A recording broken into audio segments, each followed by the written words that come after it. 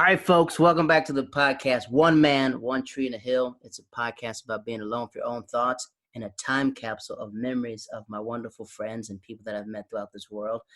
We have a special guest, ladies and gentlemen. She's everything that's what's right in the world. We met maybe 10 years ago at this college called East Carolina. And this is Olga Marcela, Cataracha. Hey, what up? Shout out to my people from Honduras. Whoop whoop! You said that pretty right. Good job. I've been around Honduran people for a long time. I think that's when I first met you. I was like, yeah, I know all about Honduran people. You were. I was very impressed that you knew even where Honduras was. Most people in North Carolina don't even know that's a country. I think when you met me, I was like, I've been around the world. So when we met each other, I was like, no, I've known. You're like, you're not from North Carolina? I was like, no. I didn't believe you. People didn't believe it until they talked to me. He's like, oh yeah, he really isn't this country dude that's been outside the square.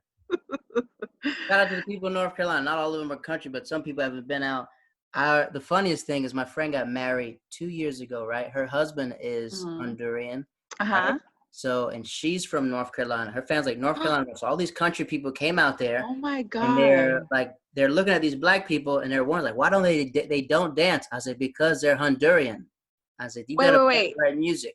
Wait. She's black or they're black? Or she's who's black? They're both black. They're both black. But they're both black, but who's American black?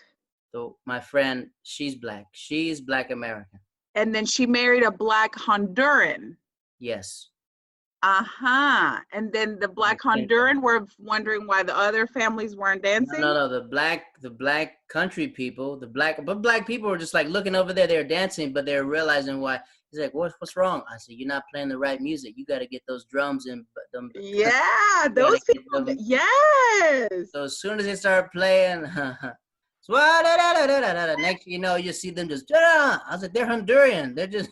I said, yeah, they're black, but they're from Honduras. Yes. Oh my God. Yeah, you see that. As soon as we put on some Celia Cruz, he's like, well, we didn't know that grandma looked like that.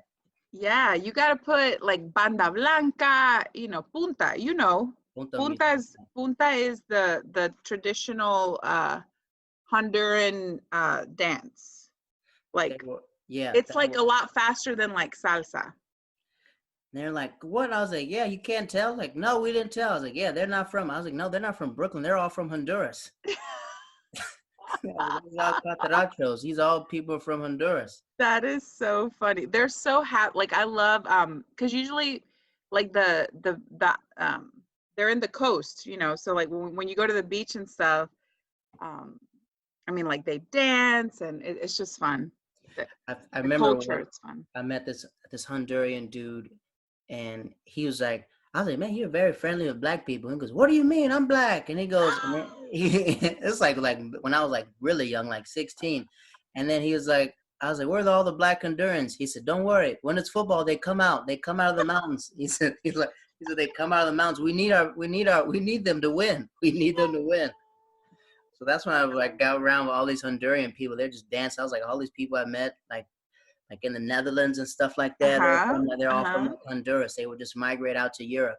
That is so cool. That's really cool. Yeah. Maracas, the shakers. Las Maracas, yes. So it was like the only Spanish club like in like this part of Germany where like all the Spanish girls are all over there. I'm like, man. I was like, oh, they're from all Honduras. I said, there it is. Mm-hmm. Have you ever been to like Roatan, the islands, the Bay Islands in Honduras? I have not. Me and my lady have put that on we have all these years mapped out of what countries we want to go to. Yeah. Everything. We don't like to do cruise ships we don't do cruise ships. We like to get immersed in the culture. Yeah. Definitely put it on your list. Speak fluent Spanish is a whole lot better, Yeah. So we mix it in. Good. Yeah, definitely. So yeah, we met 10 years ago. You were the first person I ever met that was married in college. Yeah, I think I was one of the few. Yeah, it was a little odd, I guess. I was young, but like, I mean, we're in the South. I mean, well, yeah, we're in the South.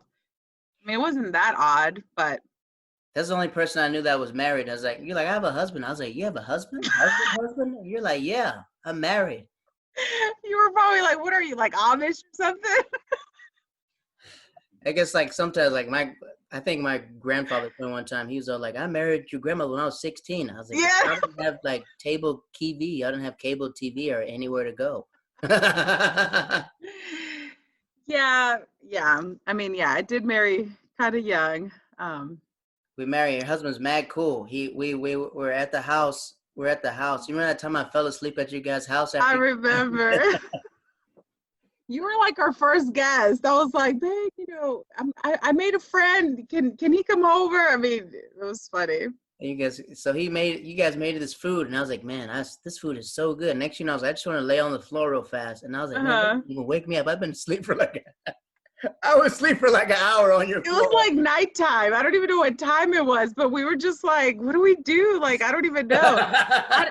Jared, I didn't even know how to cook. Like, I don't even know what I made. I don't even remember. Like, he made stuff.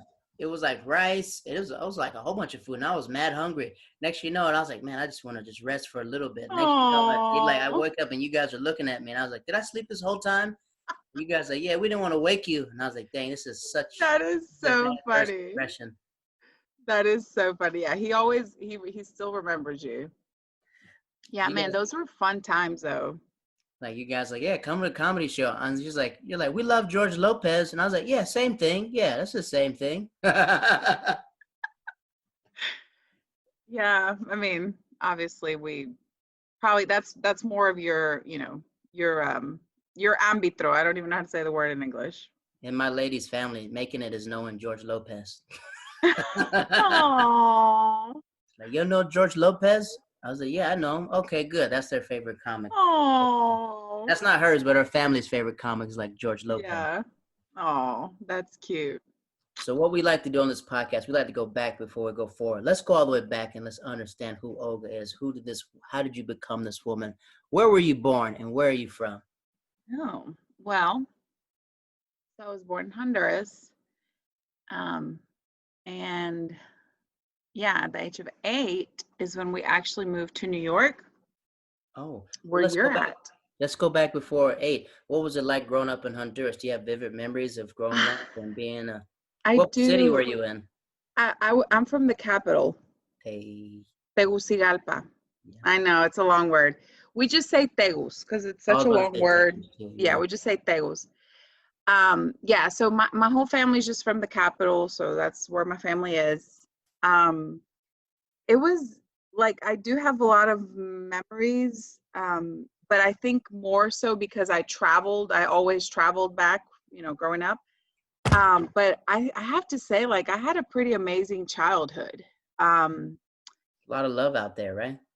A lot of love. Like, I remember, like I still have childhood friends that I still talk to today. Like, childhood friends, like, from when I was, like, 3. That's cool. That we played, like, tag with. Mm-hmm. Tag.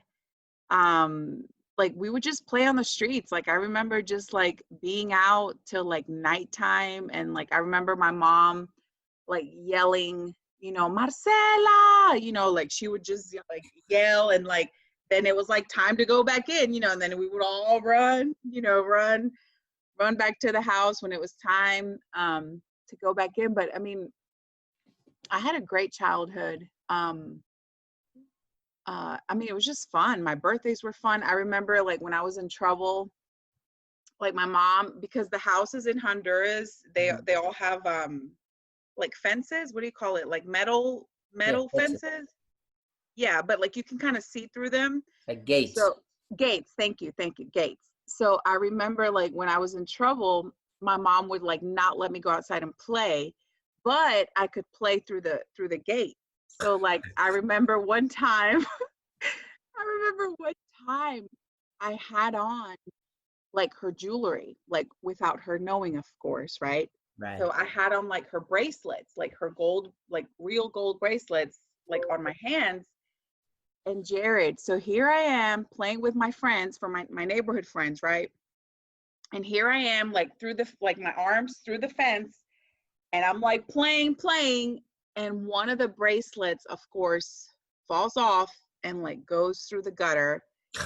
And my mom was like, oh my God, like, I know I got a whooping that day, because she used to whoop me. You got it, pop with out. the belt. Yep. But no, I had a great childhood. I can't complain. What type of family did you grow? Was it 2-parent household, 1-parent household? Yeah. 2-parent household. Big And family, small family? no, not a big. I mean, like, you mean my nuclear family? Yeah, like how many are you the only child, or do you have brothers and No, sisters? no, I'm the oldest. So when I was 4, my mom had my brother, Eddie. And then, so when Eddie was, when Eddie was 4 is when we moved to the States, and then my sister was born. So what would you say like elementary school was in Honduras? Was it strict? I feel like Spanish schools are Um, very super strict. well, I don't remember. Education. I really don't remember much. I know, like, it just varied, but like, I went to in Honduras. It's just, it depends what Honduras, the school system, the public school system is the worst, which is Really? really sad, and it has a lot to do with corruption and the country and politics, and it's terrible. So I just remember that, if, like, I went to private school, but private school in Honduras is ridiculously expensive. So, like, if you want your kids to have a decent education, you have to spend tons and tons and tons of money. So I mean, I don't remember a lot of it because I guess I was there till second grade. I remember participating in all, like, the, what do you call it? Like the concursos, the contest. Like field day. Yeah, like Or field day, or like uh pageants. I'm sorry, pageants. like They would beauty have, like, pageants? yeah, Like talent shows. not beauty pageants. Yeah, like talent stuff, or like for the Independence Day of, like, Honduras, like, there was like a pageant, and, like, you would, like, do it out in front of, like, the whole community, out in the street is what I'm saying. So, like, you would dress up, and it was this whole thing. I remember participating in those. I remember, like, for Halloween there was always a contest of, like, the best, best dressed, and my mom, she always like handmade my costumes. Like, she never, like, just went to this, the store to buy them. And I always won. I don't remember winning, like, first place, but I always won something, Right. because they were so creative. Um, So, all right, well, walk us through what's it like leaving Honduras at 8 years old. Did you know any English at the time, or you had to learn everything when you got here? you know what, Jared? I think I knew a little bit, but honestly, when I got to New York, it's like I didn't know anything. It's like I knew nothing. It's like Like, in world. Honduras standards, I knew English, right? Because I went to a bilingual private school. Right. But when I arrived in New York City, like New York City, in Brooklyn, okay, Brooklyn, Mm-hmm. PS 124. I remember my school. I'll never forget it. Like Bed-Stuy. Um, huh? Is that Bed-Stuy, Brooklyn? I have no idea. Okay. I don't know. I don't know where that. I just know it was PS 124. Um, Jared, I knew no English.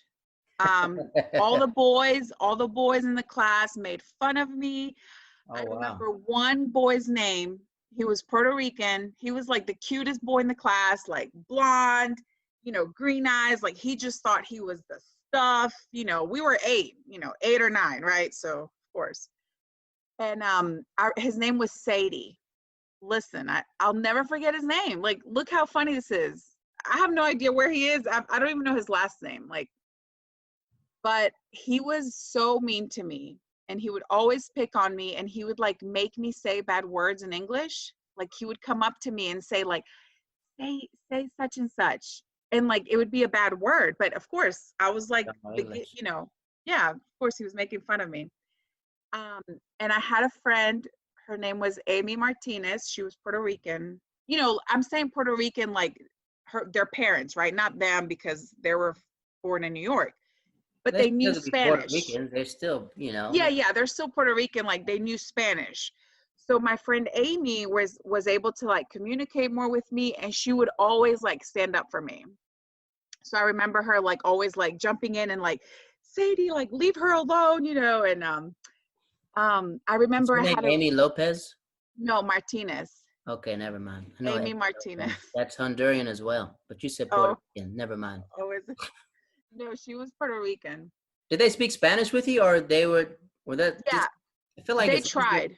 Do you feel like it's easier? At least in New York, there's so many people that speak Spanish, so at least you didn't feel like alone. Yeah, no, I didn't feel alone because the few kids that tried to be nice to me, like tried to speak a little bit of Spanish. But honestly, Jared, like in a few months, like I was speaking full English. Like I didn't need ESL, like I didn't need any other type of assistance. I don't know. Like I just absorbed whatever it is that I needed to absorb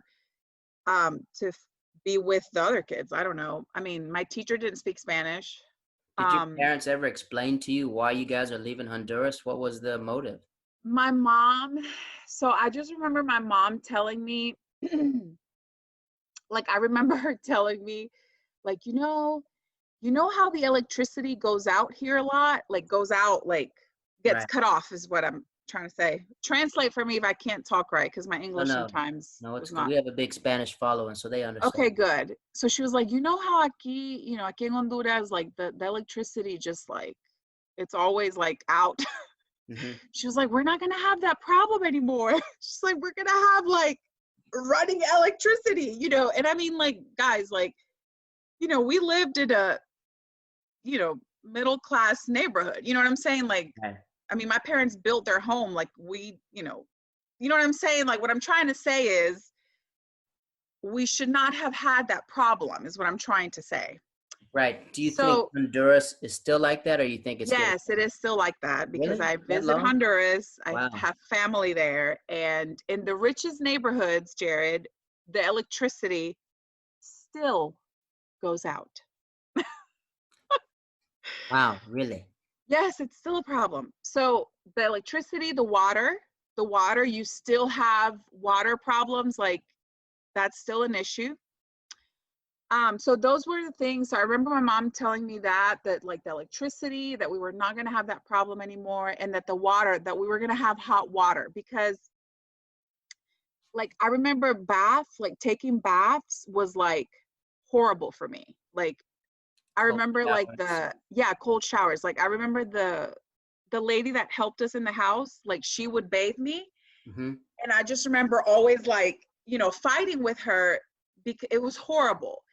And so they would like warm up the water. Like they would like heat up the water on the stove to like bathe me. But like I just remember my mom telling me like, this is not going to be a problem anymore. Like the water's not going to be a problem anymore. The electricity. Obviously, when I grew up, like I understood that those weren't the reasons why we came. But, as a child, that's why my mom, like she explained that to me. That's why we were coming. How big does this building looks like when you're 8 years old moving to New York City? It's Oh probably my just like God. And I had visited before, like because my dad's family lived in New York from Okay. from years ago. Like I don't know, from I don't know, years ago.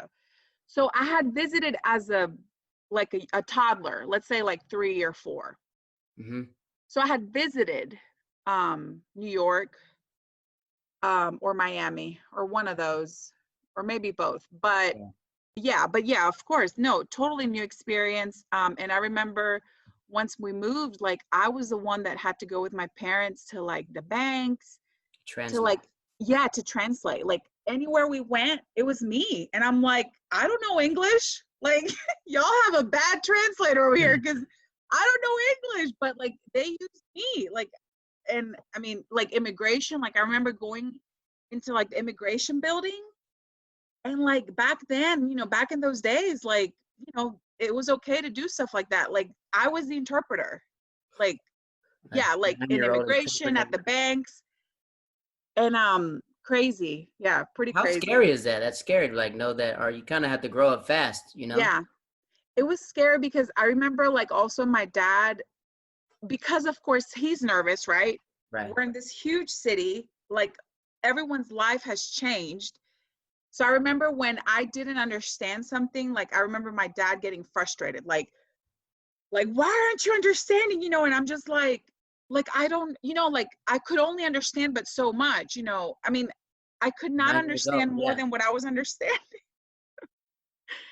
Yeah, but yeah. That's probably what a lot of people don't think about, like immigrating here, how hard it is, especially for like children or for adults, because learning TV English is completely different than having a bank transaction.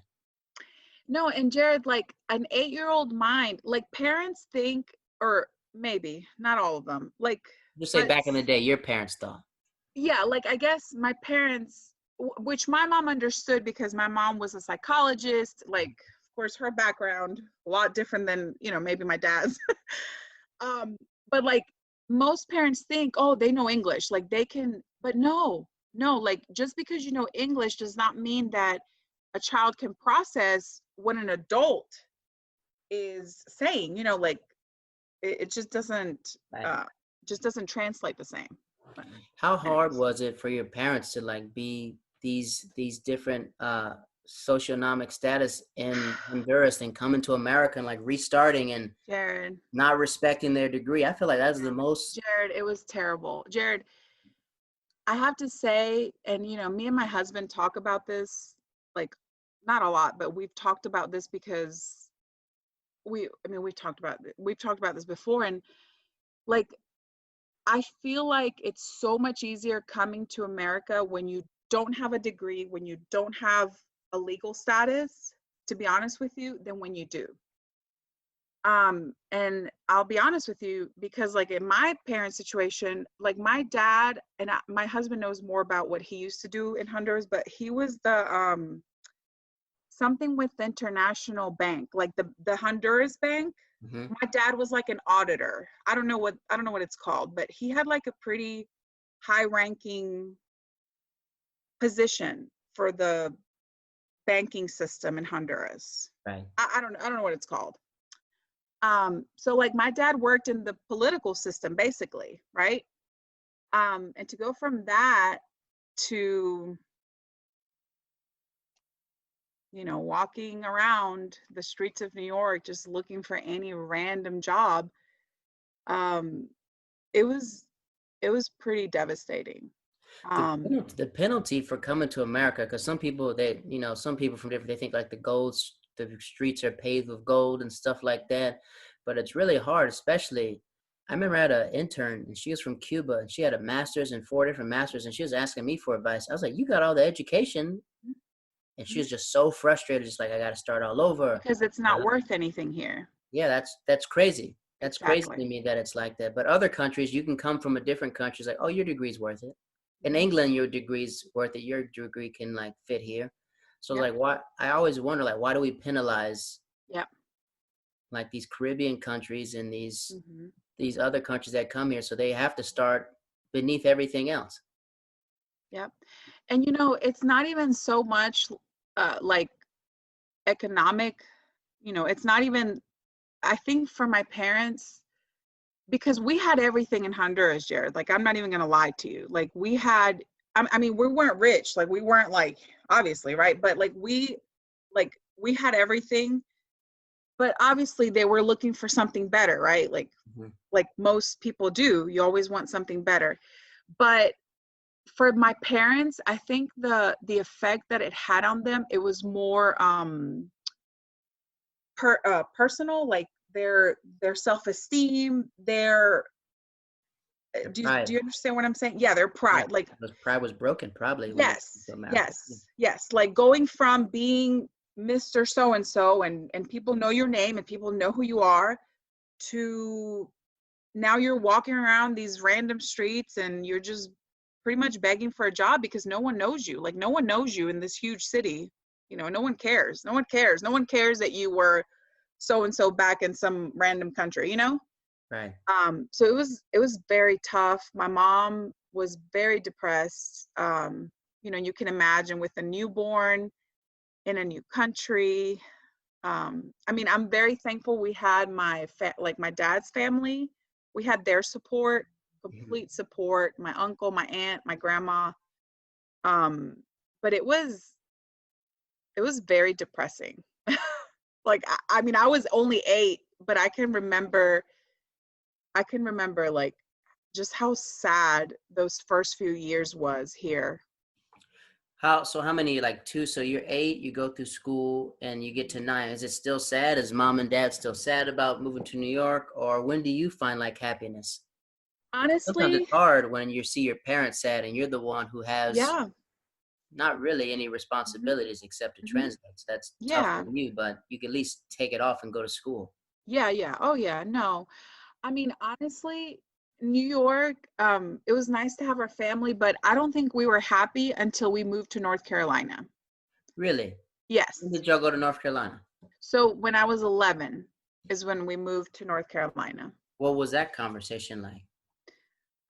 So it was kind of random too.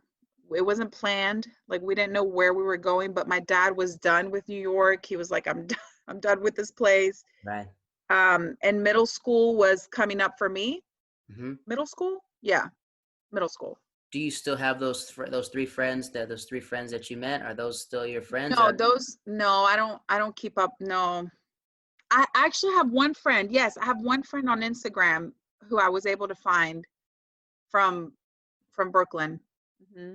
from uh from From elementary? PS 124. It's kind of strange when you hit up people that you remember in like elementary school and they remember who you are. Hmm. They either remember your first or last name. They probably don't know the different pictures, but they're just like, yeah. I mean, Yeah. this guy named Joey, I went to middle school. I was like, you might not believe this, but we were friends in 5th grade. And he goes, yeah, I remember you.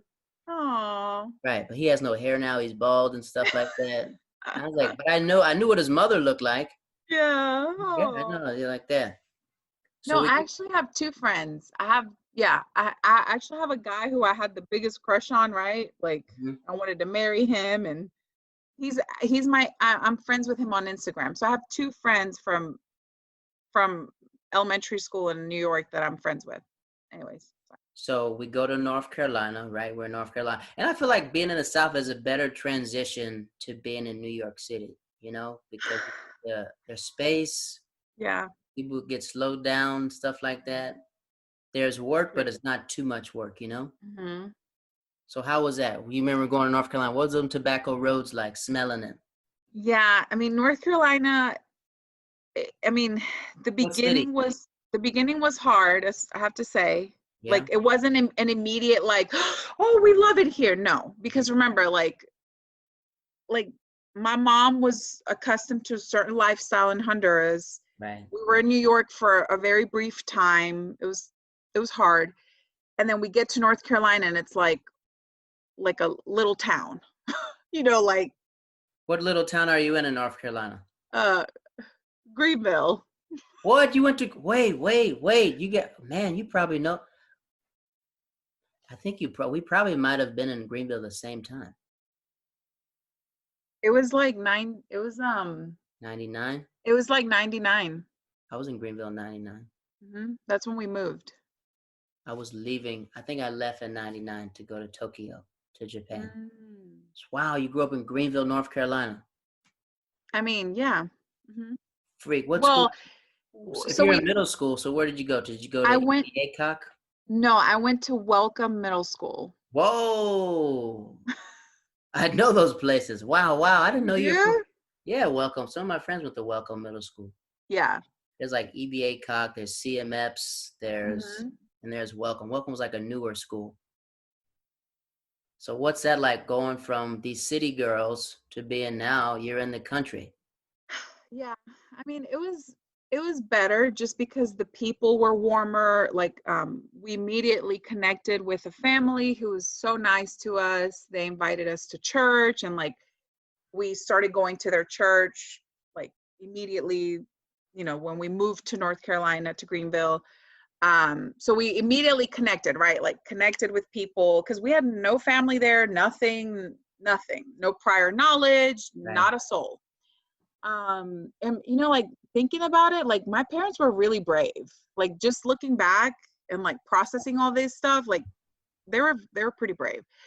So yeah, so we moved to Greenville, and I went to Welcome. We were only in that part of Greenville for like maybe a year and a half, and then the flood came. Oh yeah. Floyd. Yes, I do. I was Floyd. there for that. Hmm? That's when East Carolina played Miami Hurricanes and we finally beat them and everyone started running all over the field. I have vivid memories of that. I do not remember that. I was not watching. Was that football? I was not watching that. The biggest win ever. And I remember just Miami Hurricanes came and everyone in Greenville was like, these Hurricanes are trying to come over. And I remember like and then the hurricane came. It came after the hurricane. So the city was just flooded. Oh, okay. Lord, I remember like people in my middle school, like houses were flooded and stuff like that. People had like get clothes at school and everything. It was terrible. Yeah. Yeah. Yeah, it was terrible. So we moved.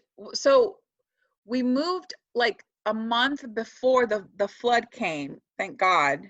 My parents bought a house in Ayden. Oh, right. Ayden Griffin. Ayden, yeah. Wow, they got a nice party there.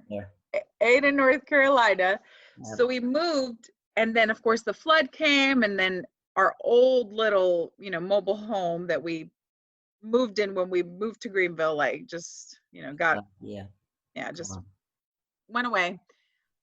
So we lived in Ayden, and that's where we, so I guess once we were in Ayden is where things like where we really just kind of like I feel like Ayden is a smaller town than Greenville. People go to Greenville. Oh, yeah. Greenville's like the big city if you're on Eastern North Carolina. Yeah. And Ayden is like, whoa, what? Yeah, what? Ayden's. I just drive through this whole town already.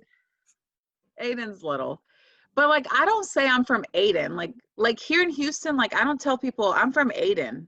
I say I'm from Greenville because I mean that's what everybody reps. Ayden's next to Greenville, and I mean, like Ayden's so little, like, no one really knows what Ayden is. But anyway, North Carolina, and I was like, Ayden Griffin?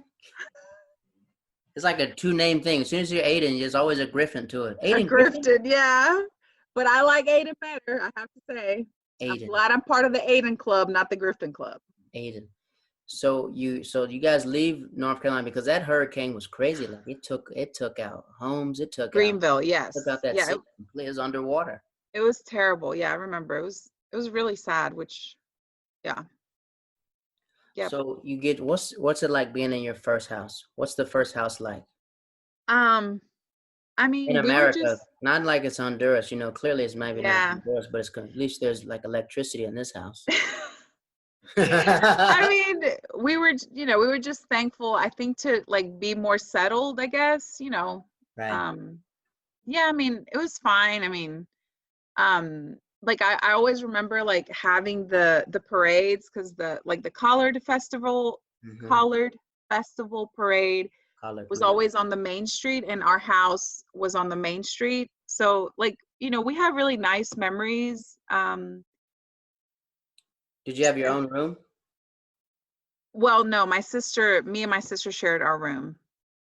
I mean, 3-bedroom me and my sister. Yeah. It was just me and my sister, and then of course my brother had his room. A den, living room. Yeah, like normal. When does it feel like home? When does it feel like, all right, we're finally? Well, that was home. That was home. Yeah, that was home. Does the confidence come back in your dad? Is your dad like a whole lot more confident now? Yeah. That's where like my dad, and then like my dad. My mom and my dad, and then of course my mom.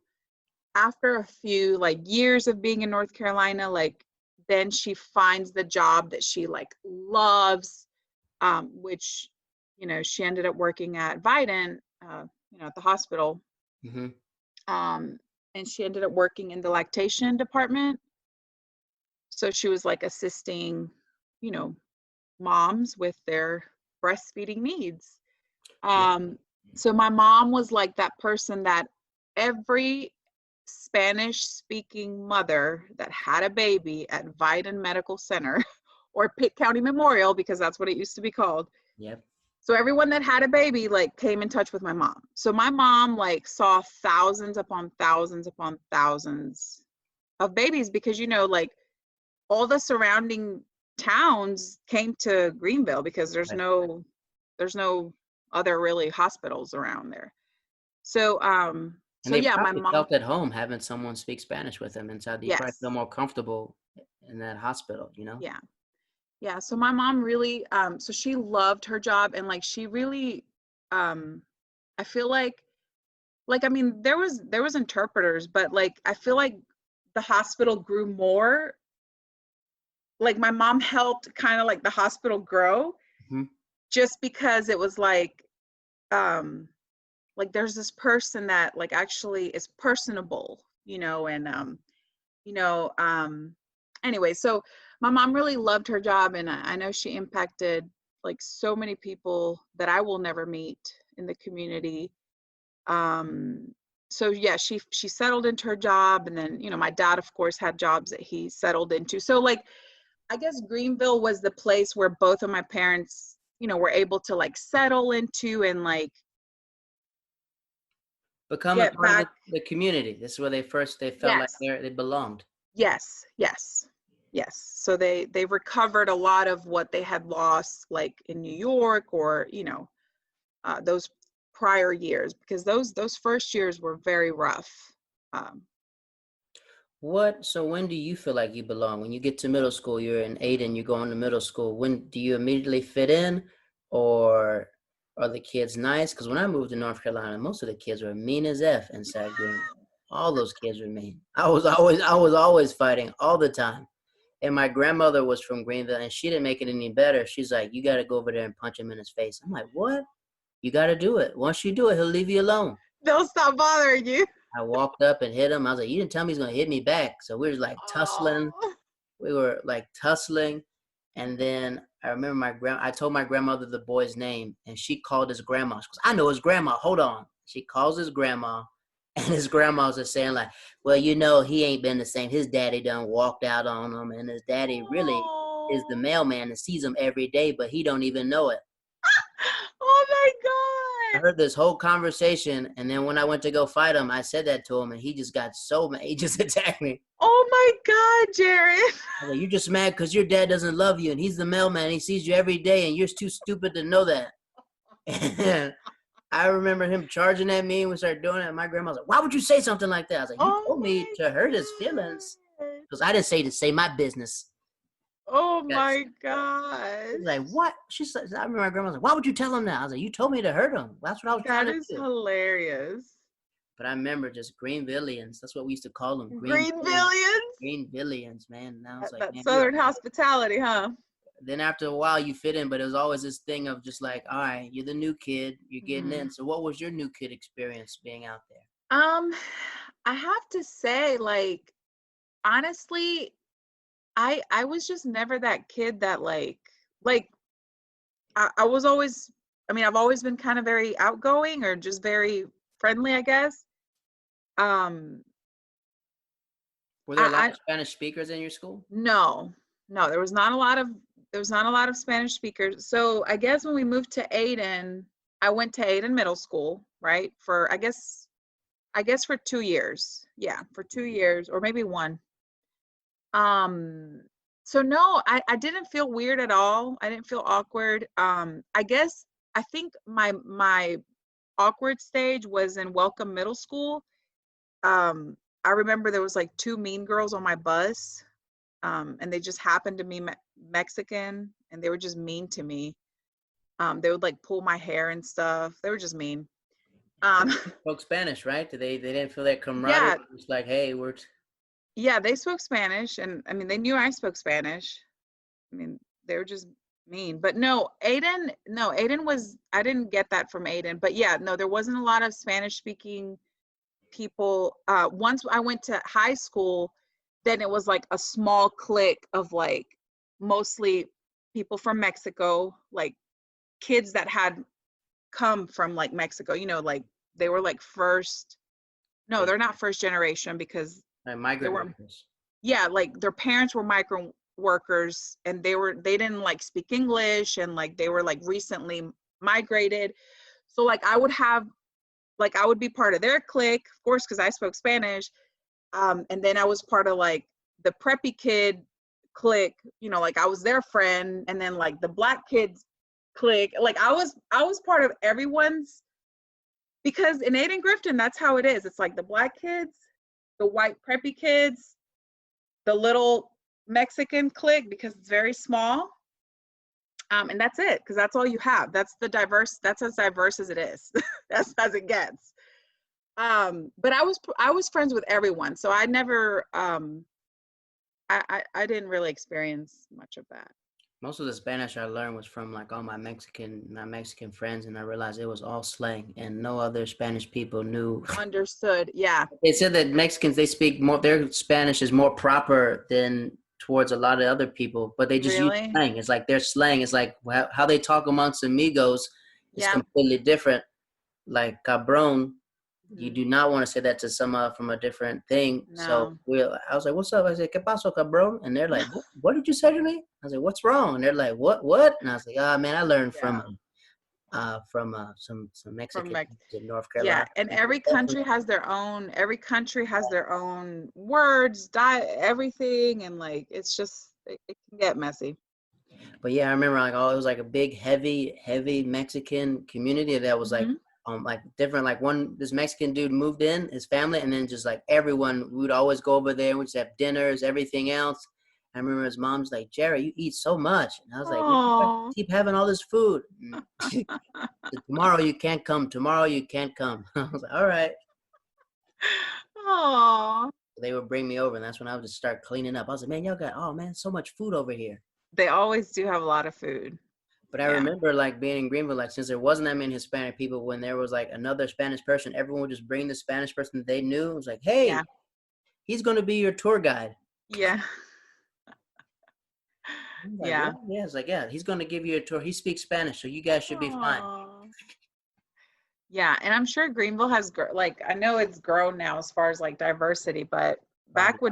back when we moved to Greenville, I would be very confident in saying like we were one of the very first like families from Honduras there. Like A lot of people didn't know what they just thought every Spanish family was like, they got to be from Mexico. from Mexico. Yeah.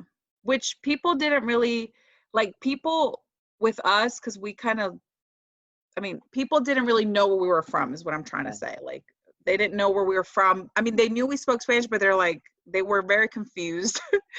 But of course, Mexico, because we spoke Spanish, but like they couldn't really tell where we were from.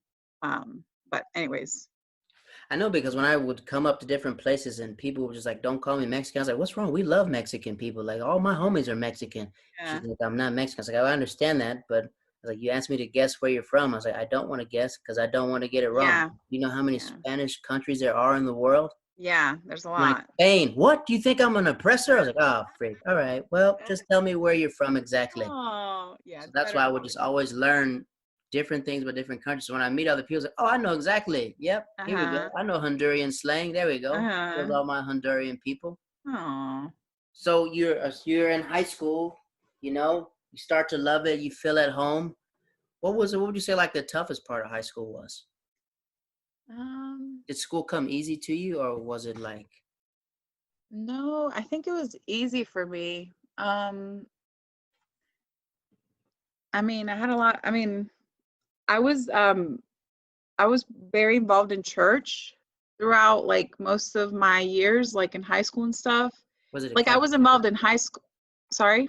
Catholic service, Methodist? What type? No, no, just like non-denominational, Oh, like okay. standalone church. So I was that girl that was like, always like in something with church. So I kind of like instead of like doing things with like my high school friends, I was always like with my church friends, like doing stuff, going on like mission trips or like, doing theater or shows, doing stuff or like in the choir, here, there, trips, all kinds of stuff. So I was mostly like with church all through my high school Did you go years. to prom? I went one time, but I didn't even go to my own prom. I was, I felt weird about prom. I was just like, whatever, like, it doesn't make any sense. Maybe it's because I didn't have a boyfriend. Maybe it's because I don't know. It could have been, I don't know. But my very good friend from church, I went to his prom. He went to Conley, and the girl that D.H. Conley. huh? D.H. Conley. Yes, The he went to country boy. Conley. So the girl that was supposed to go to prom with him, like stood him up. Dang. So he was like my male best friend, right? Mm-hmm. And so I was like, oh my God. And he was like, Olga, will you please go to prom with me? And like, I knew he had a crush on me. Like, we were best friends. Like, this is like, there's no discussion in this. Like, it was like a trio. It was me, Rashana, so another girl, him and me. So it was the three of us, and we were always together.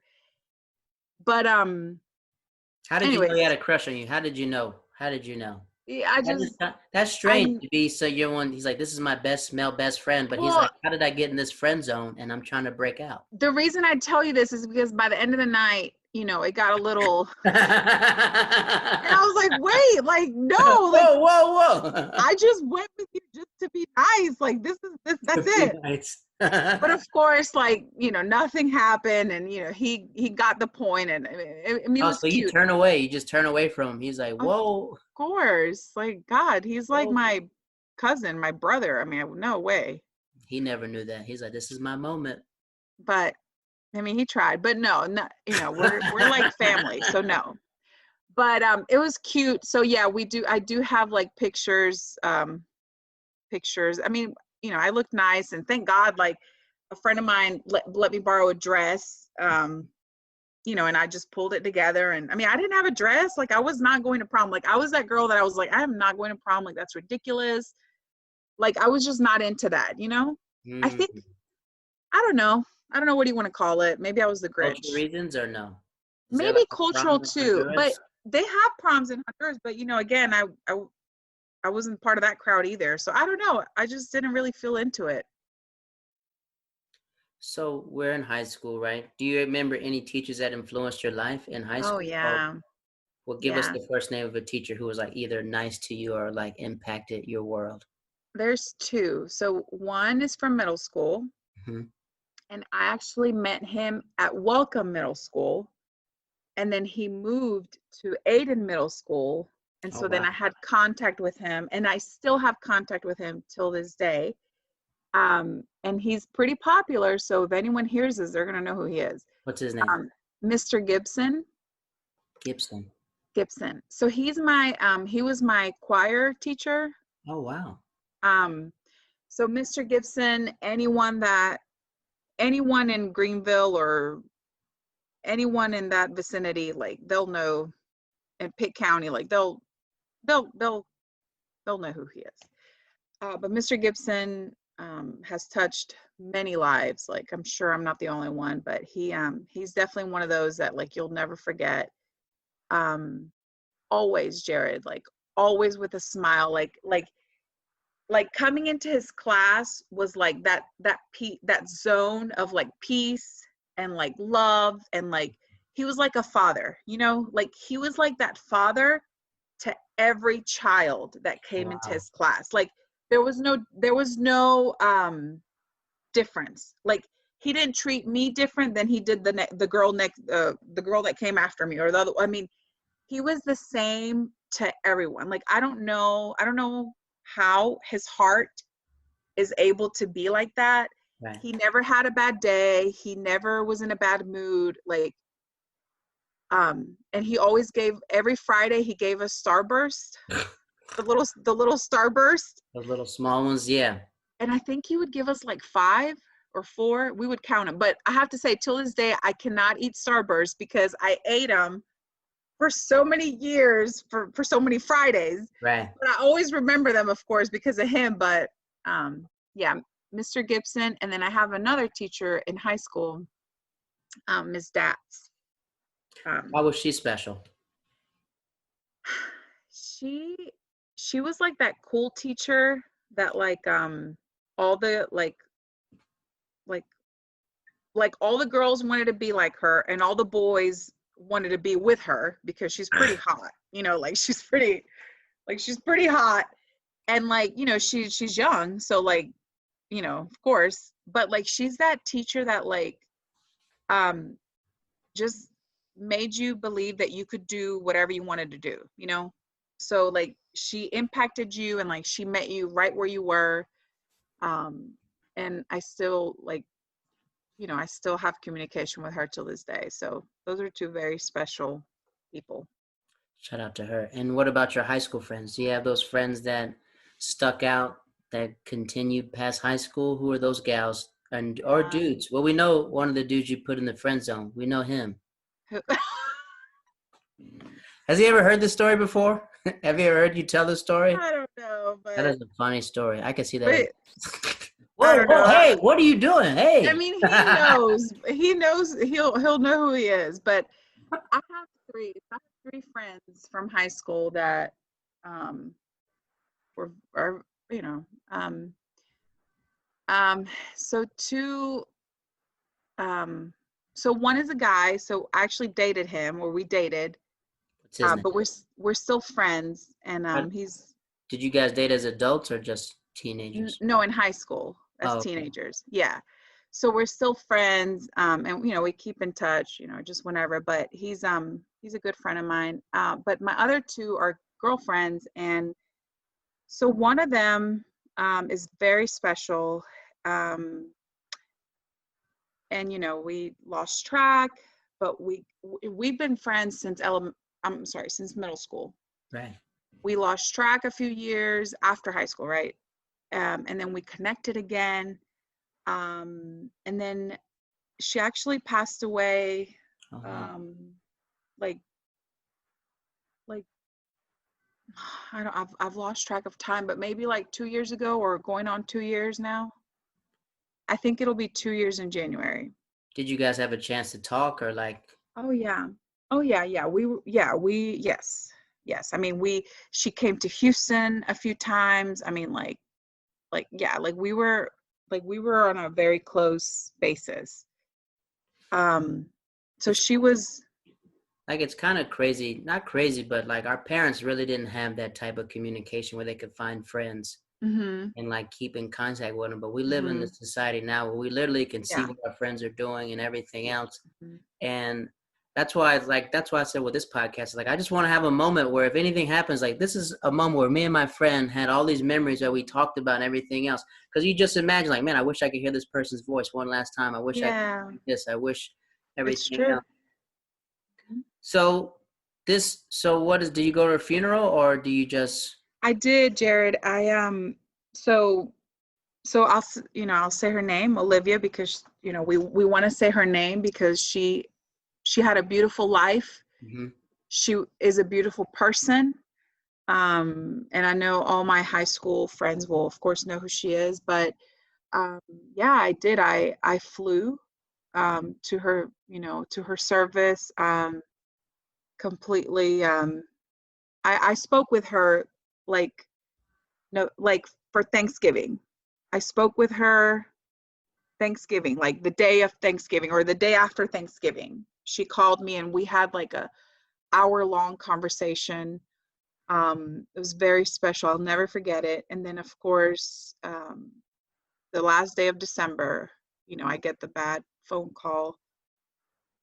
So I fly to North Carolina, and she leaves 2 teenage kids behind. Oh, wow.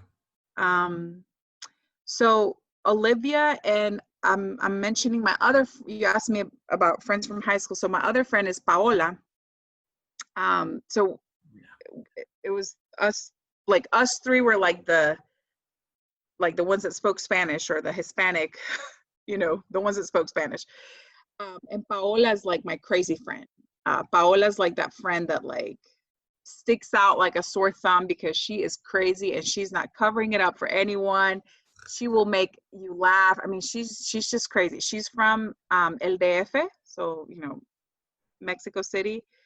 So we were the 3 of us were friends. So, and Paola and Olivia, of course, were very close. And so that was very hard. That was very hard to process, of course.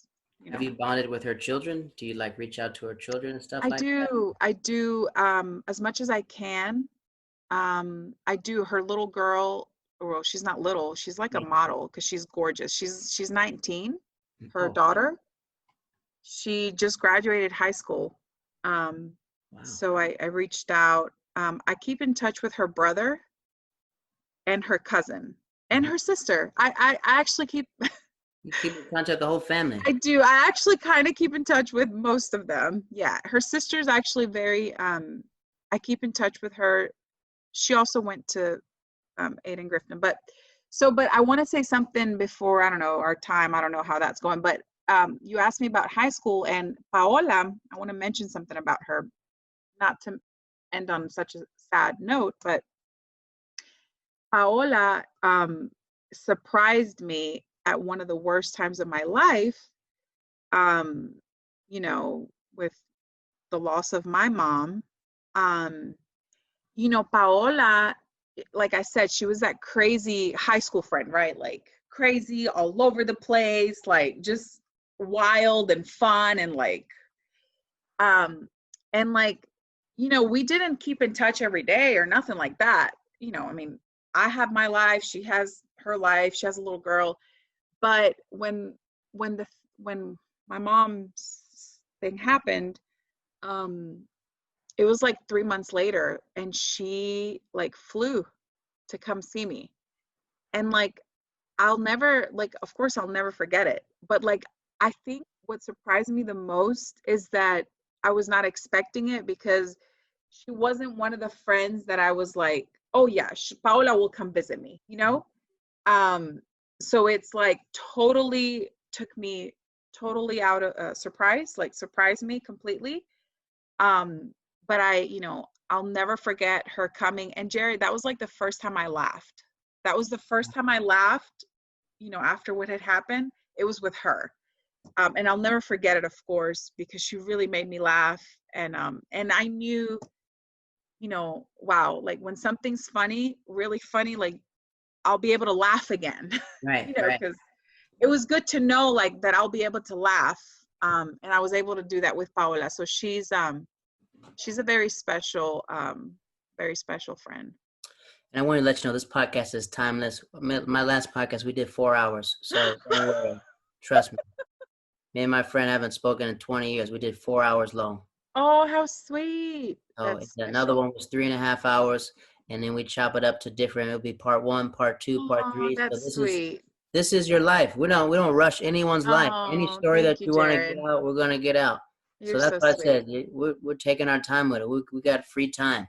Thank you. So we finished high school. We're gonna come back to your mom, but we finished high school. And then what prompts you to go to East Carolina? Like what was inside your mind? Like maybe I want to go 10 miles up the road and go to East Carolina. So, okay, so I was a very like scared 18-year-old, This is right? 06, right? Huh? 06, 2006. Oh, uh-huh. Yeah. Yes, because I graduated in 05. Yes. Yeah, Mm-hmm. we're all in the same. Me and you. Yeah, we're on the same page. Right. I mean, yes. Yeah. So like, yes. So Jared, like my parents had to make me get a car. Like my dad bought me a car and he's like, you're gonna drive. I didn't want to get my license. Like I was very attached, okay, to say the least. I was very attached to my mom, and I was very attached to just like her driving me. Like I did not want to drive. I was terrified of driving. I had knocked a tree down when I was like 15. It was just, anyways. So my dad was like, you're going to college and this is your car and you need to really be independent now. So I knew I couldn't go to like, NC State. Like I had to be realistic. Like I could barely drive up the road. Like I needed to be realistic. So I went to Pitt. I was like, okay, let me stick to something safe. Like it's up the road from my house. Like, so I did that. So I went to Pitt for my first, whatever, the first years, whatever, the first 2 years. And then, I mean, I just always knew that I wanted to be near my family. I mean, because you're a close-knit family, right? There's only 5 of you guys. That's it. It was just us. And like I said, like I was, very attached to mainly my mom. And I knew that I couldn't go like far. So your mom ever telling you just go? It's only 30 minutes away. Oh, she didn't want you. No, that was not like a thing. Like Don't stay Like on campus, come back. ECU is there, and that's a great choice. And yeah, like that's it. So, and then of course I get married. Well, back Like that up. Where did you guys meet? me and my husband, Yes. we met at church. So we have, so a couple started coming to church from Honduras. Okay. And this couple, so the girl, of course, I become friends with her. And um and so her husband and his brother are all from the same school. So they went to the same school in Honduras, the same university. So they work in the same company. They went to the same school in Honduras. They live in Greenville. And one day her husband invited his brother and a friend to come to church. And my husband was the friend. So they all went to the same school, etc. Walk us So through the first thing he said to you. Walk us through that. What does he say? Can you pass me the hymn book? What does he? no. So I remember, okay, so like I sang at church, like, sang like backup singer or whatever you want to call it. Praise and worship. Yes, yes, yes. So I remember being on stage before the service started, and I remember just kind of looking towards the door. It's a small church, so you can see everyone that walks in. And I just remember looking, and like I saw, Oscar, the brother, like the brother's brother. I mean, let's name all the people who are there when Daniel is Daniel, my friend's husband. Okay. So his brother's name is Oscar. Okay. So I knew Oscar, like I knew the brother, I knew Oscar. So I saw him, and then I saw a tall guy, like white skin or pale looking skin, tall. And then in my head, I was like, oh, who's that gringo? In my head, I thought he was a gringo. I was like, who's that gringo with Oscar? Like, that's weird.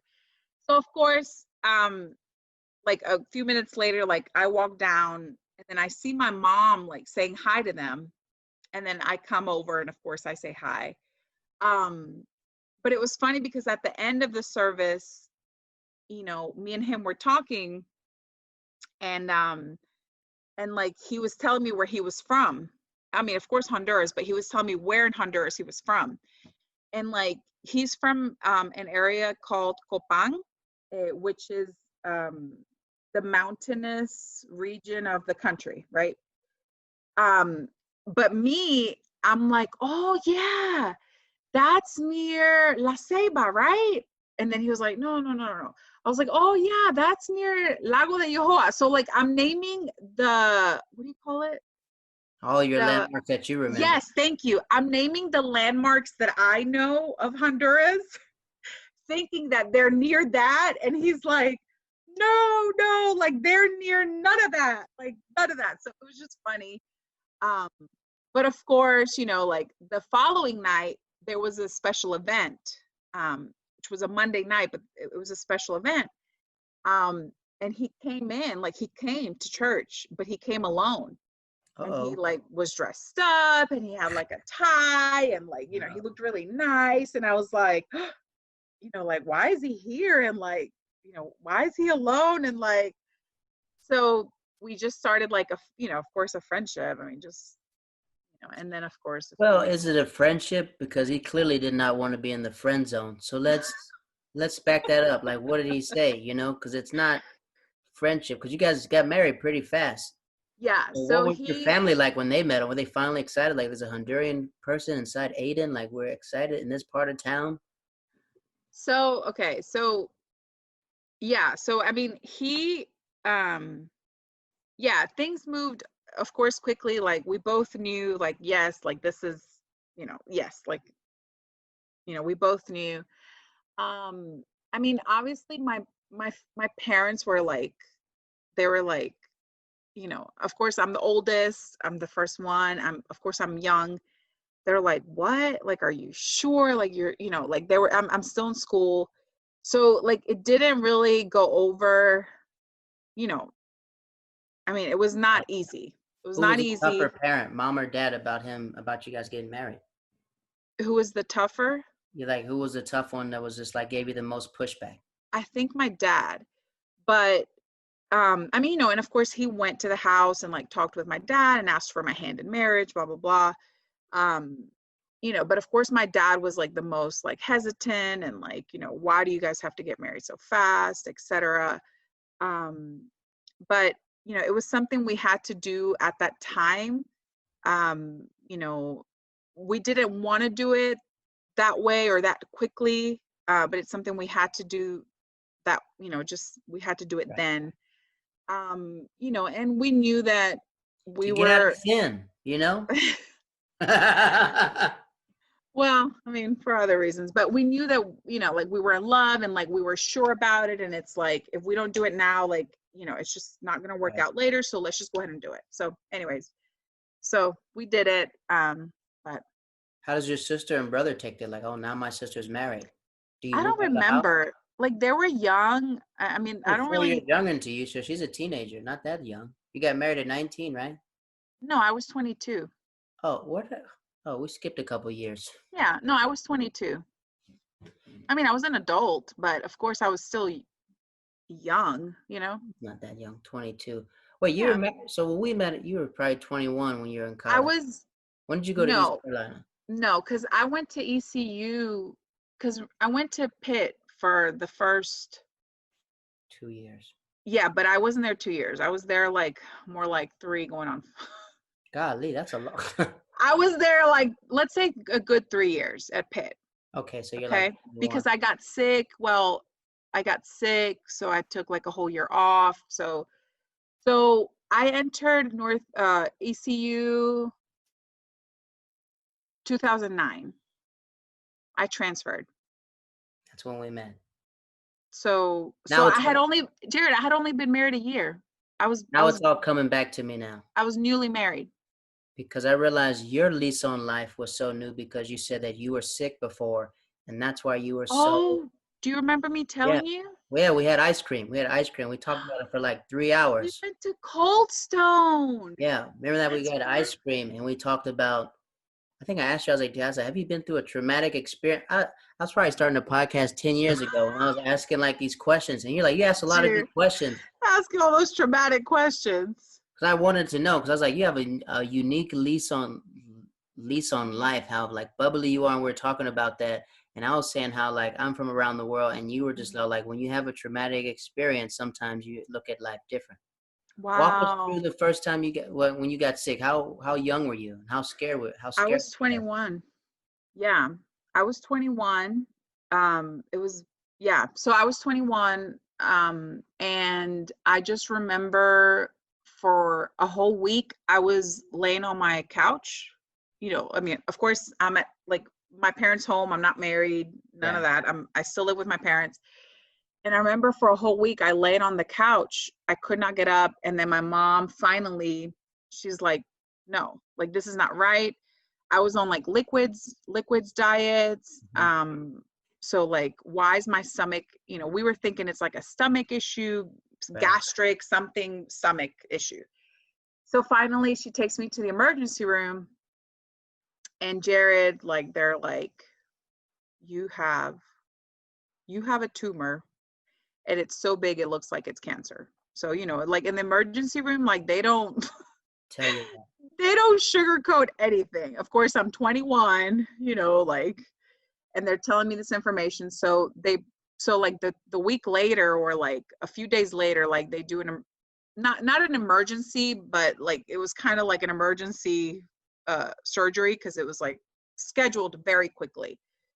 Well, how does that when you get the news? What goes through your head? Do you tell your family immediately? Did you go by yourself, or Jared? No, I mean, of course, my mom's with me at all times. I mean, my mom never leaves my side. My mom, I mean, just horrible. My mom petrified, horrible, like could not believe. So basically, I was losing all this blood. My hemoglobin. Yeah. So you have to have a certain amount of hemoglobin level in your blood system, and mine was 1 point away from a transfusion. And Oh, the wow. doctors had no idea where the blood was going. Anyways, so long story short, so they look at the tumor. Anyways, it was just, it looked like a really bad situation. Like there was nothing good to look at this. I have to say, I was pretty solid. Like I was pretty like in my faith, like looking back and remembering, like, I mean, of course I was scared, right? Right. But I was like, like God's gonna take care of me. Like, I mean, I don't know. I don't know if it's cancer. I don't know, but I don't know. He has to take care of me. Like, like I don't know, right? Um, and so he did, and they, of course, they did the surgery. And another scary part is that I remember my mom, or one of the doctors, coming up to my mom and like kind of telling her like, hey, like, with the surgery, like it could be that, she loses her chances to like have a baby in the future. You know, what are you guys thinking? And then of course, like my mom asked me, and I'm like, well, it's my life over anything. Right. Like, like who's thinking about having a baby when my life is on the line? Like, tell them to save me, like whatever, you know what I'm saying? Like, but they Mhm. were just, of course, letting you know, like it could be the case. And long story short, of course, there was things in there that they had to take out. So it was a very, I was this far from like losing everything, From like all my, dying like or just, my reproductive organs is what I want to oh, say. wow. I don't know, that's probably TMI for your No, it's, listeners here, but listen, we've had, you don't even know the stories that we've had on this oh, podcast. okay, good. I'm glad it's My like, one friend, she had 5 brain surgeries before the age of oh, 19. oh no. Brain tumor. Her name's Carla. My other friend, she talked about having breast cancer. So it's like, Okay. you know what I mean? Don't feel like it's TMI, Okay. because this is your life story. So I know this is your first podcast ever, but this is like your life Mhm. story. So like your life story will influence someone else who's probably going through that. You know what I mean? And they hear these specific details to your life and they're like, oh, Yeah. she went through that. Mhm. So it's on your stomach. The tumor's inside your stomach, and your she's thinking about her grandkids. Does that upset you a little bit, or is she just thinking like, No. My mom wasn't. I mean, the I doctor was, wasn't, but but she's like, the doctor's like that, and you're yeah, the thinking about doctors are yourself. like concerned. Yeah. Yeah, no, I mean, my mom was like, like do whatever it takes. I mean, of course, Right. her health is first, but yeah. But no, they were able to, of course, save what they could. And, but it was very interesting because apparently it was so rare that like it went into the research magazine or whatever, because the tumor, I had two tumors. So it wasn't one, it was two. Tumor inside a tumor, or No, I had a tumor on each ovary. oh, it was on your ovaries, it wasn't on your stomach. Mhm. Oh my goodness. Yeah, it was. I had them on each ovary. They were massive. Like one was like Oh wow. a baseball size, and the That's, other one was like a 3 pound, like a 3 pound tumor.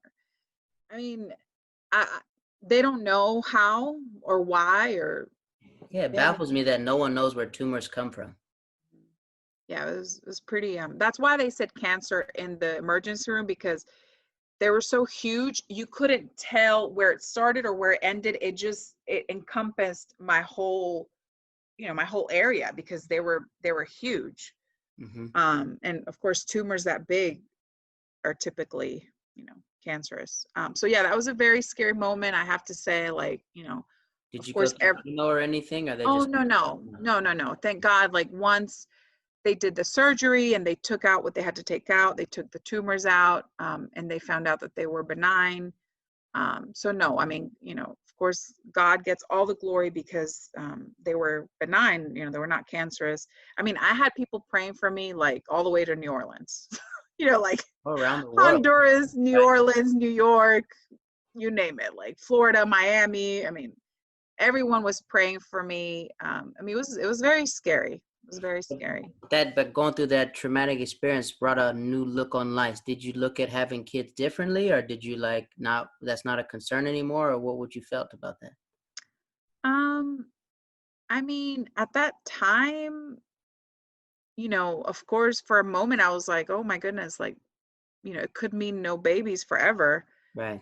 But at that moment, like when you're faced with like, it's your life or bringing something else into the world that you don't know, I mean, of course, you're going to pick your life. I mean, so no, that wasn't really an issue.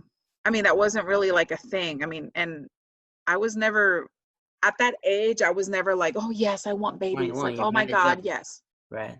No, like I was like, no, like, yeah, it's my life. Like, like save me. So. So this is all at 21, and you meet your husband at 22. Mm-hmm. Did you meet him at 22 or 21? 21 turning 22? I don't remember. Do you think because you went through this traumatic experience, you realized that you had no time to waste in life? So when you met him, you're just like, let's do it. You know what I mean? Because your lease on life, you're just very like, hey, how are you? Like, hey, how are you? And they're like, let's go get ice cream. We're just talking, and we had this deep conversation about life. And then I was like, man, you really take life by the horns. This is like, we're like No, 22. really? That's really interesting. You saw me that way. You're like, I'll go to a comedy show. Let's go. And you're like, yeah. I was like, F yeah. Come on, bring your husband. Let's all go. Like, what else you got going on? You're just always down for anything. Really? He was bringing him, and he was coming to having fun too. I know it was like hard for him to understand. Like some jokes he was laughing, but other jokes I know he was like, I don't know what these guys are saying. Oh, I wish I was like that now, but I used to. I get that. That's nice to remember. I used to be like that. We're early 20s. You're just married. That was like maybe 1 year removed from your surgery, so it was just like everything, because we had that class with Pretty. Remember that? Pretty. That was our teacher at the time. She's this Indian lady, and she's our college professor. And what class were we in? CDFR, Child Development and Family Relations. And we had to do like a play, and I was throwing like live snakes on people. And oh my gosh. That's how I knew that a lot of college, it doesn't matter what goes on. You know what I mean? That's how I realized. She said you had to come and present something as a group. And I literally made a funny play, and no one questioned the facts of the play or anything else. They just went along. I made everything up, but it was just very funny. And she like talked to me afterwards. She's like, that was amazing. Great production, everything. What amazing production. And I was like, we didn't talk about anything. All the facts I made up. I was making up that. Were we in the same group? No, you weren't. You were watching mine, because we're throwing snakes we're throwing like fake snakes around. Oh, and we had like someone paint their face blue. We had like a blue alien come inside there. Oh my gosh. And I remember just like everyone's just laughing, having a good time. And they're like, how did you come up with this play? And everyone's like, how can we top that? And I was like, no one really understood that I just disguised that. Everyone in my group was pretty much dumb. I had like we're like all after like athletes and people that didn't care about school. Yeah. And I was like, listen, just be funny. If y'all just you were the only creative one. Like, just be funny. I promise. Nobody will even know the fact that you guys don't know anything about this topic. Oh, I miss those classes. But it was like CDFR, and that's when you were just like, that's when you're just like, wow, what a wild show this was today. Like, what are you doing? Oh man, those were some good days. So you graduate 2012? Yes. No, 11. I graduated 11. December 11th as well. Mm-hmm. So you guys leave. What do you guys do? What do you do after college? Well, because you invited me to your church too. Yeah, that's what you said in your church, and you asked me how good is my Spanish. I was like, I know when they're praying for people. Yeah. If I hear Jesus, I know who they're talking about. What did I invite you to? Do you remember? Oh, there was a church I was telling you the church I went to. No, but was it something special, or was it just like a normal service? I think it was something special, because I was like, I go to Cornelia. That was a church up the block. That wasn't that. Yeah, I know Conan. I can never say that name, but I know Conan. Cornelia, KCC. Yes. And you're like, oh, I've been there. You should come to my church. And I was like, yeah, do y'all speak Spanish the whole time? And you're like, you could probably understand. I was like, yeah, I know Jesus' name is Spanish. Yeah. Why not? Aw. So we graduate college. Yeah. How you're the first person in your? Are you the first? You're the first sibling or grandchild to graduate college? Was it a big event? Did everyone come down in North No. Carolina, or was it just intimate? No, I mean, well, it was a big event. I mean, well, So yeah, of course it that's was a big that. event because, yeah, but um, yeah, I had a lot of people come. I mean, I had, like I said, like my church family was a Yeah. lot like my family, so I had a lot of people from church there. Um, I don't remember anybody from my family being there. I don't think like my grandma came or anything like that. Like it was just basically like friends and you know. Mom, Oh, dad. I'm sure my uncle and aunt who live in Aden, they moved. They were probably there, but yeah, it was just yeah, it was nice. Yeah, I mean it was just a nice graduation. I remember we went to my favorite Italian restaurant in Bethel. Bethel, North Carolina. Bethel, North Carolina has the Right. best Italian restaurant. What's it called? La Caseta. See, I'll never forget the name. Have you ever been there? No, probably Golden Corrals was my Oh steez. my gosh. I wasn't really to this day that me and my lady, she's the more the dinner, the foodie type of person. Like when I Okay. go to different countries, I eat what I know. You know what I mean? Okay. But if she's like Well, that, I'll F up my stomach. I'm allergic to everything, so we'll oh, test everything out and ask their peanuts or anything else. well, you're missing out because like this is like an authentic Italian place. And for Greenville, or I say Greenville, of course it's not in Greenville, it's in Right. Bethel. Say Pitt But County. yeah, for Pitt County, it's like, not it's very rare. So yeah, so it's a nice, like intimate, family restaurant. So that's where I had like my little graduation dinner, and it was nice, and I had friends, and yeah, it was just nice. But I remember like you asked me what I did after college, and like I had like a real job after college, and I cried for Real three job. months. What is a fake one? What is a fake job? Jared, for real. I cried for the first 3 months. What was your major in?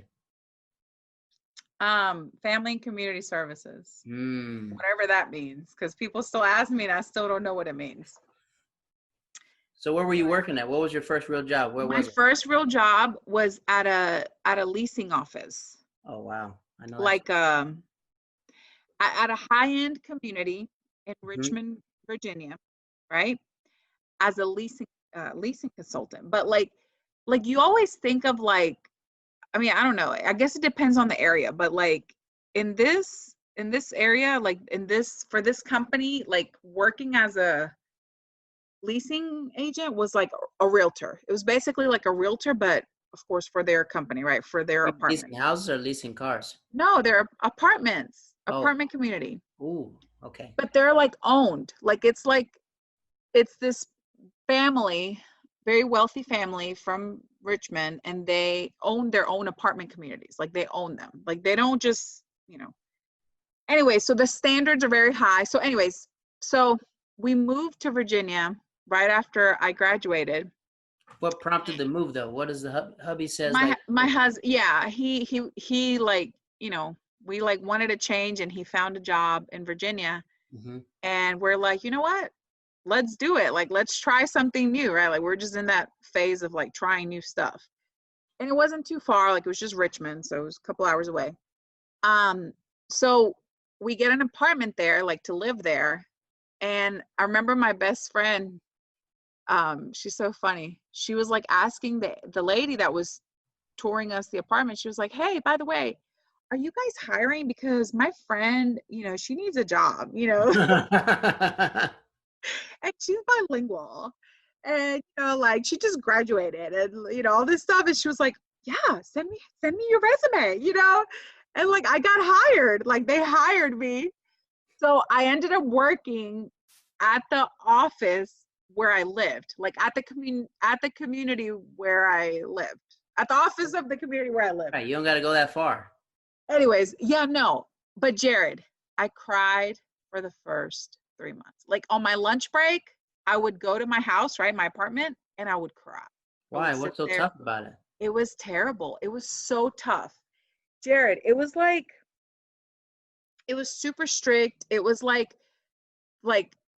it was not like a easy peasy like sit back job and like just kind of like no, it was like high stress, like ridiculous, but anyone that's in that field, I think they would understand. But Okay, this give us an come example of the type of stress that you're dealing with on the regular. like What's the well, of course, like you would come in and it's like you would inspect, like make sure that the office was perfect, make sure that there was nothing out of place. You would, all that stuff. The system, the computer system that you were working with was like super hard to deal with. You had to do like inspections of apartments. You had to do like move outs. You had to deal with like money and rent and like all these like different responsibilities that like as a new person that has never really had a real job, you know what I'm saying? It was just like way overwhelming. And my manager was very like, strict? so she was like, "Why are you standing there waiting for a fax?" And I was like, "Oh, sorry." She's like, "You could be doing something right now instead of standing there waiting for the fax." And I'm like, "Oh, you're right." Like it was like It's like a and war. it's like, yeah, like a customer would come in, Right. like a client would come in, you stand up. Like you're not sitting in your chair just like, "Oh yeah, come sit down." No, like you stand up. Like it's like nonstop, like all day, that high stress, and like, just in the back of your head, like, the feeling that you're always going to get fired, the feeling that you're like always going to get in trouble, that I experienced that for the first 3 months. But the funniest part is I ended up being friends, really good friends with all the girls in the office, like my manager, the assistant manager, which I didn't like at first. I didn't like her. And now we're like really good friends. We even went on girls trips. Oh. That's how good of friends we ended up being. So we're all friends, or we were all very good friends. So that was my first like job experience after college. How long did you work there for? I was only there for like maybe 6 or 7 months because then we moved back to North Carolina. Why did you move back? What, you guys didn't like it, or? Yeah, it was just, I love Virginia, but Take us through the first years of marriage. What's that like? like, okay, I mean, the first year was, the first year was hard, but I think it was mostly hard because I was like immature, like in my brain, like, immature, right? Like, How old? He's older than you by what, a couple years? yes, he's older. He's 9 years older. Oh, okay. So that I have to say is such a plus because um he was able to like understand a lot of like my like tantrums and like my just like He's such a sweet person. he's very sweet, he's very kind, he's very understanding. But like I think the age difference really helped me just because I mean, I don't know anyone else, but at 22, like I was a very mature person. But even though I was mature, um I mean, marriage is it's not easy. So of course I had no idea what I was getting into. So it was hard. But after that, like first year or whatever, like I have to say, like we enjoyed it. Like, those first few years, like fun, like just like taking trips and like going places and like not like, like having to tell people where you're going or like, you know, what I'm The saying? team, Like the just team, like it's a team effort. When yes. I see you guys together, I'm like, there goes the team. They're going out to Yeah. another adventure. Yeah, and it's like cool. It's like, like it's just so it was fun. Like I have to say, like those first few years, like in Greenville, it was fun. And then of course we moved, but it's like we wanted to experience what it was like to be without everyone that we knew. And I mean, all those experiences, of course, they help you because Right. and they weren't easy because Virginia was not easy.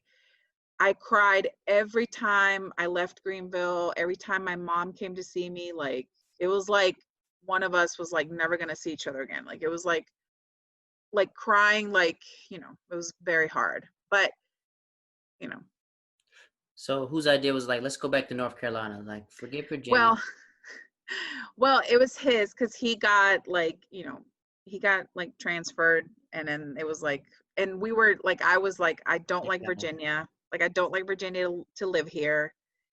I just didn't really like it to live there. So we moved back, um, not to Greenville, but in the area. We were actually closer to the beach, so that was nice. So that was nice to be able to like be away from family, but still close. But yeah. So we're back in North Carolina, and then where do you start working then after that? So that was a very interesting thing. So that's when I actually get a job in my field. Okay. So I once we moved to Edenton. You Mm-hmm. ever heard of it? Okay. Yeah. So we moved to Edenton, North Carolina, and I found a job in this very small town called Columbia, North Carolina, like neighboring town. Mm-hmm. And I start working as the uh, advocate for a domestic violence agency. So I was like the person for the survivors, like the domestic violence survivors. Like I was their like advocate. Yes. So that was like um super interesting job. Like that was like my first job in my field. I loved working with the people that I did, like the agency that I worked with. It's a very small nonprofit. Um, I mean, it's just like a family vibe, and this town was very small. Um, so, but that was very very interesting work to do. How did was your mom like checking in on you and stuff like that? Like Oh yeah. she's coming by. Your sister's now she's like 20 something, right? Your sister's like she's grown. Um, She's 4, yeah. yeah, yeah, a little bit. How has that Yeah. changed? How's the dynamic of your sister being grown changed? Are you guys close? Are you closest to your sister or Um, brother, or are you still like the second mom to them? you mean at that time or now? Just now, like in general now. I mean, me and my sister are closer. I mean, we're all like, but I mean, my brother and my sister are closer. Like they're closer. They have more in common. And of course they spent more years together and they did a lot more things together, like going out, whatever you do at that age. Um, but me and my sister are closer now. Now, Yeah, how do because you get to closer now? What happened to get? well, because growing up, it's like I was like the mini mom, Oh, like telling her what to do, what not to do, like don't put that there, don't put, because that's just kind of how you are as an older sister. And of course it's annoying, were you whatever. giving up pals to your siblings?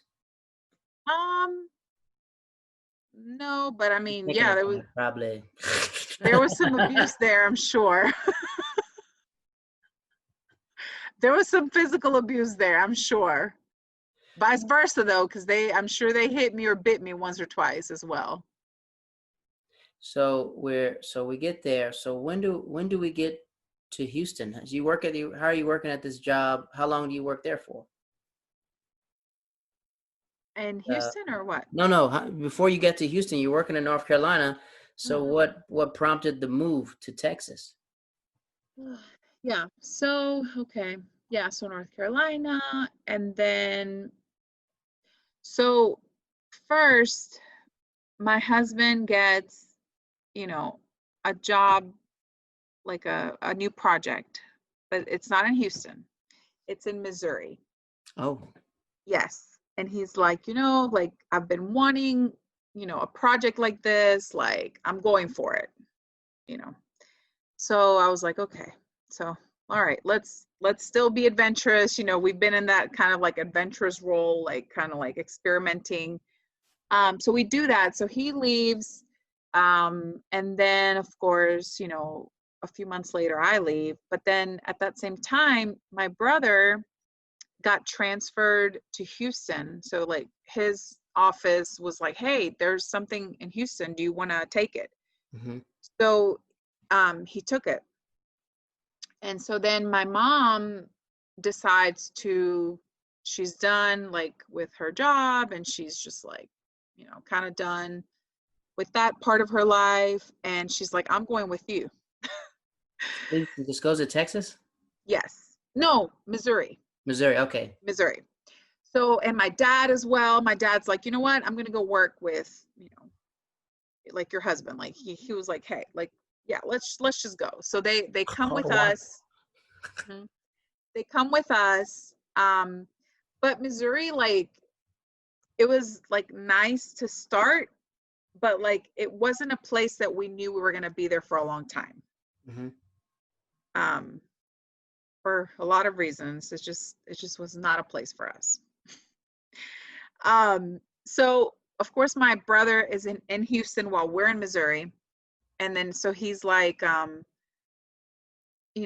a while, then he's like, why don't you guys just move down here, blah, blah, blah. And then that was the idea, because my mom, my parents, we're a very close family. And it's just like, for us, it just makes sense for us to kind of be all in the same area.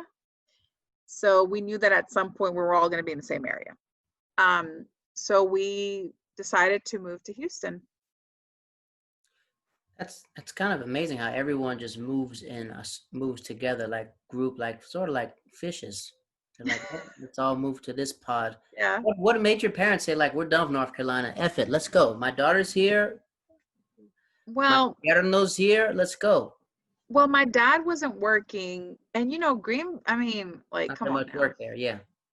Like, if you're from Greenville, then and if you're not in the healthcare system, and if you're not a teacher, right?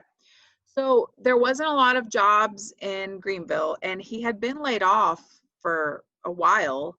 Mm-hmm. And my mom, she was kind of like, I'm done with the hospital, it's just time, right? Like, it's time to exit. She'd been there a long time. It was just time for them. So I guess it was just the right opportunity to get up and uproot from the place we had been in for so long. But we knew that Missouri was not the place to like settle, but it was just like that transition area. And luckily my brother, of course, started here, and it was just perfect that we were able to all. What was your brother doing? What's his? He's in the finance field. Oh, okay. Mm-hmm. What is your sister still in North Carolina? What happened to her? Everyone No, she stayed there. She's here now.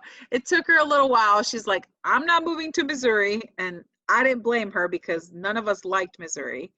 But once we moved to Houston, she was like, okay, I'll come. So yeah, of course she stayed behind. She was in school. And then she came. So take us to first day in Houston. What's that like? That's Chocolate City. That's a big city. Chocolate and brown city. That's probably the most diverse big city I would say in the United States. Yeah, it's one of the most, I would say it's one of the most diverse. Man, it was like, it's like under sea level though, right? Yes. Yeah. It floods every time it rains. But everyone loves Houston. Y'all have your own dialect there. They have their own twang there. They have their own music, everything else. Houston, big body cars, big houses, everything else. What's it like? Is it like a newfound, like when you get there, you're like, what? Everything's bigger in Texas, right?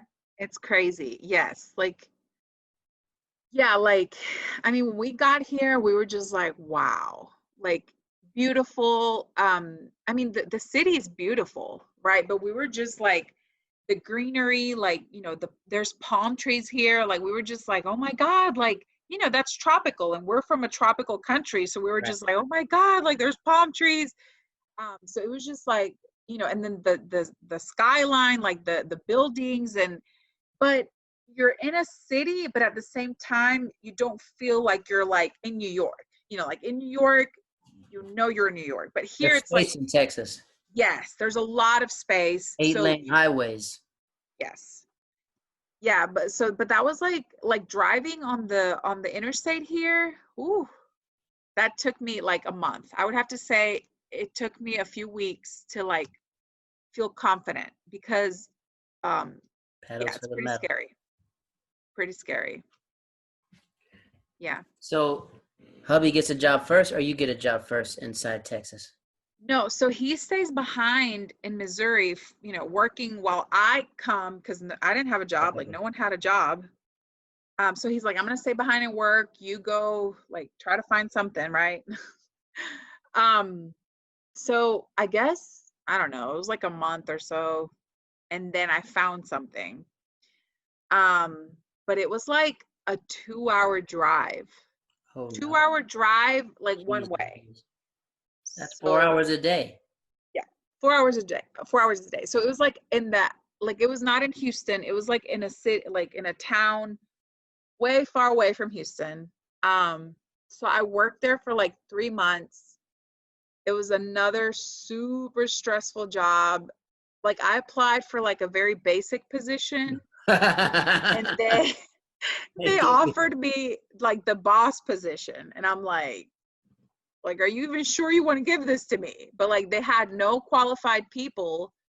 So they needed the help because it was like a new project, a new program, and they just needed like hands on deck, like they just needed people to work. Mm-hmm. So I stuck with it for 3 months. I was like, and I cried every day, Jared. I cried every day to work. I cried for 2 hours on the way there, and I cried for 2 hours on the way back.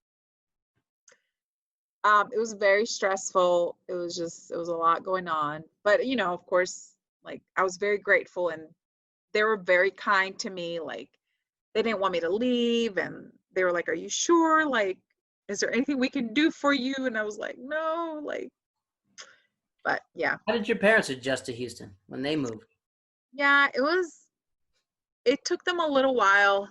I think it took I think it took both of them a long time. And I actually have to say, it probably took my mom a little bit longer because in Greenville, like, she had her community, Mm-hmm. she like church and like her friends and like, like, she had, like she had already left Honduras, right? Everything that she knew, she had already left. And then again, right, everything she knew in Greenville. So it took my mom, I would have to say, a while to adjust. The good thing about it is that one of my mom's like all-time childhood best friends lives in San Antonio. Okay. Which San Antonio is like 2.5 hours.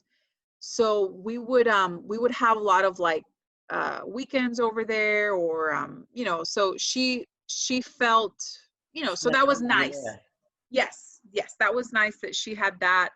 My dad, I mean, it took him, it took him to some time because like the job market here, because there's so many people, like for a job that in Greenville, let's say, someone would make $15 an hour, for example, right? Mm-hmm. Here, someone makes like $9 an hour, because there's so many people that do the same skill. Yeah. Yeah. So, I mean, it took a little while, like the driving, the highways, all that kind of stuff. Did they live with you or did they live with your brother? No. They live on their own. I mean, they have their own house. But I mean, when they first got there, did you guys all live together? Oh, okay. Yes. When we first moved here, we all lived together. And then my brother moved out. So then it was just the four of us, like, my parents and then me and my husband. And then like my parents, bought their house. And then, of course, we moved out, and rented a little apartment. So when does he come from Missouri? How long does he stay in Missouri for? It wasn't too long. It was like, I don't know, like a month and a half, 2 months. Oh, after. So, you weren't that away from him that long? No. Yeah. Was that the most time you've ever been apart from him? No, because when he first moved to Missouri, like the initial, he went and we were apart for like 3 months. What was that like? Was it tough or just? Yeah, it was tough, but I was living like with my mom. I was in Greenville. I was with my mom, with my friends, with my mom. Yeah, support. So for me, it was nice, but I'm sure for him it was not. So, yeah. So we leave the job in Houston. We're at the job. We leave. We finally leave the stress. You're the boss. Where do you go next after that? So in Missouri, the only good thing about Missouri was the job that I had in Missouri led me to the job that I have now. Okay. So when I moved to Houston, I contacted the program. I found the program that I worked in Missouri. I found it in Houston. So when I left the job that I first had in Houston, I contacted them and I was like, hey, like, are you guys hiring? Like, I love this program, blah, blah, blah, etc. And so that's how I got the job that I currently have. Do you enjoy it? Do you like it? I do. I love, yes, I love my job. That's good. It's the first job that I like fully love. I think I finally found that I love like child development. You're finally in your field. Yes. And, of course, yeah, it's I'm in my field and I love the aspect of child development. Those first like 3 years, they're so important. So yes. And I get to, of course, like help families with that every day. So yes, I love what I do. So walk us through, you're in Texas, and when does your mom start first getting sick? When does that happen? So she didn't get sick. So my mom, so that was like, it was in December. Yeah, because I remember we talked, and that's when we. So that was December of 2017, right? So that's going on 3 years now. So my mom wasn't sick. She was not sick. She was a normal 57-year-old.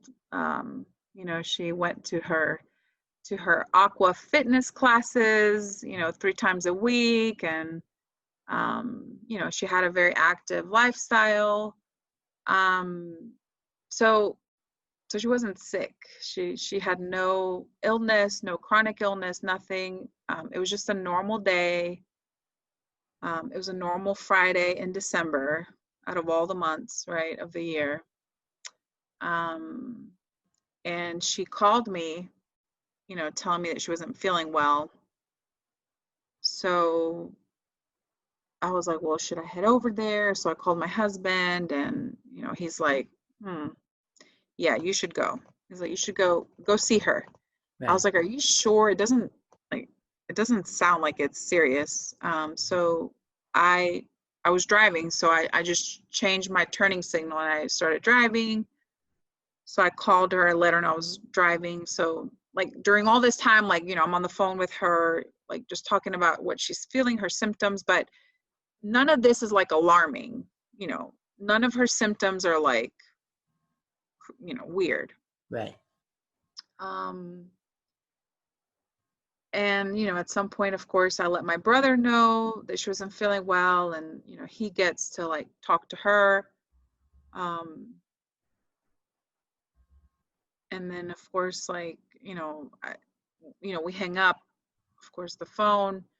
And then I'm, the first one at the house. I mean, my dad's there with her, but I'm the first one at the house. I mean,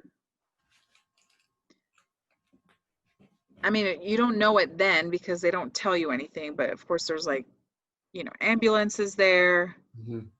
And then, when I'm driving up, like in your head, like you just don't process that that's like your mom's house and that they're there for your mom. Like you just don't process that. So it was a very sudden thing. Like, not. Ever tell you what happened, or do they know, or they just don't know what happened? Yeah, no, I mean, of course we found out. Yeah, I mean, it was her heart. There was just no prior. I mean, she had no prior condition. There was no underlying condition. Yeah. So when that happens on a Friday, is there anything that you think back that's something that you should have told your mom, or do you felt like you guys you guys are pretty close? How does it affect different people? Do you feel like you were the closest, or everyone has their different relationship with it? Like, how is your dad like reflecting onto it? Because now he's a widow. Now would you say alone now, and inside that big house by himself? Do you, Um, do you feel like sometimes since you're like the second mom that the weight went on you after she passed away? Do you feel like that a little bit? I mean, your questions there's like a lot of layers to your question, but um, well, it's well, it affects everything, right? Mm-hmm. It affects every part of who I am as a person. It affects every part of my life, and it affects every part of my family, like the dynamic of my family. Um, it affects.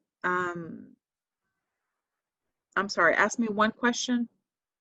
Let's go back. So, as your mother passes away, do you feel like since you were the second mom, do you feel like a weight on you? Do you feel like you're the one that everyone turned to? And were you ready for that position? So, I mean, I don't. I mean, I can never be like my mom, right? Like Mm-hmm. I'll never be that. But of course, like as the older child, like yeah, I mean, there's certain things that like people expect from you or look at you for, right? Like yeah, I mean, yeah, I would have to say yes. Like yeah, I feel a certain level, and I know I'm not a mother, and I know my siblings, like they have their, like we have our mom, right? Like Right. but I do feel a certain level of responsibility more than anything for like my sister, because she's the youngest, Mm. she's the baby. Um, n- Not that she can't take care of herself, not that she's not able or capable, not none of those things. Um, it's very hard to explain. And I'm not a mother yet myself, but I feel like my mom kind of passed down like a string of her love Mm. for my siblings. Like she instilled in me part of a little bit of her love for them and me, if that makes any sense. That makes perfect sense. And I know I'm not their mom, and like if they ever hear this, like they're just gonna roll their eyes because I'm not their mom and I'll never be their mom. But um, like there's things that they'll never know that like I carry with me, and I'll always carry with me, no matter how old they are, um, because she's not here. I mean, Well, so have you noticed that your relationship with your probably siblings have changed now? Probably not saying that you're their mom, but they probably look to you a little bit to be like, this is the first thing, the thing closest thing to my mom is you. yeah, I mean, it definitely has changed with my sister. And she's very strong. Like she's very strong. She's very independent. She's more independent than I am. But it's changed with her. I mean, it's changed with the three of us as a whole, but I can see more of the changes with her. And I guess more within myself, just because I guess before my focus was my mom, Mm-hmm. and now my focus is like my siblings, Yeah. because that's the closest thing that I have of my mom is them. So So now you changes. guys relate. What about dad? How's dad? What's it like with dad now? Because he's technically in Texas alone now. Well, I mean, my sister lives with him. Oh, your sister She's lives. at home. Yeah, yeah, That's she's not. at home. That's still not his wife though. Like No, how it's is not. how is he How long were they together? They were together like 40 years, right? Yeah, they were together. Yeah, older than me. I mean, yeah, like Yes. married older than me, but together more because they dated a long time. So yeah.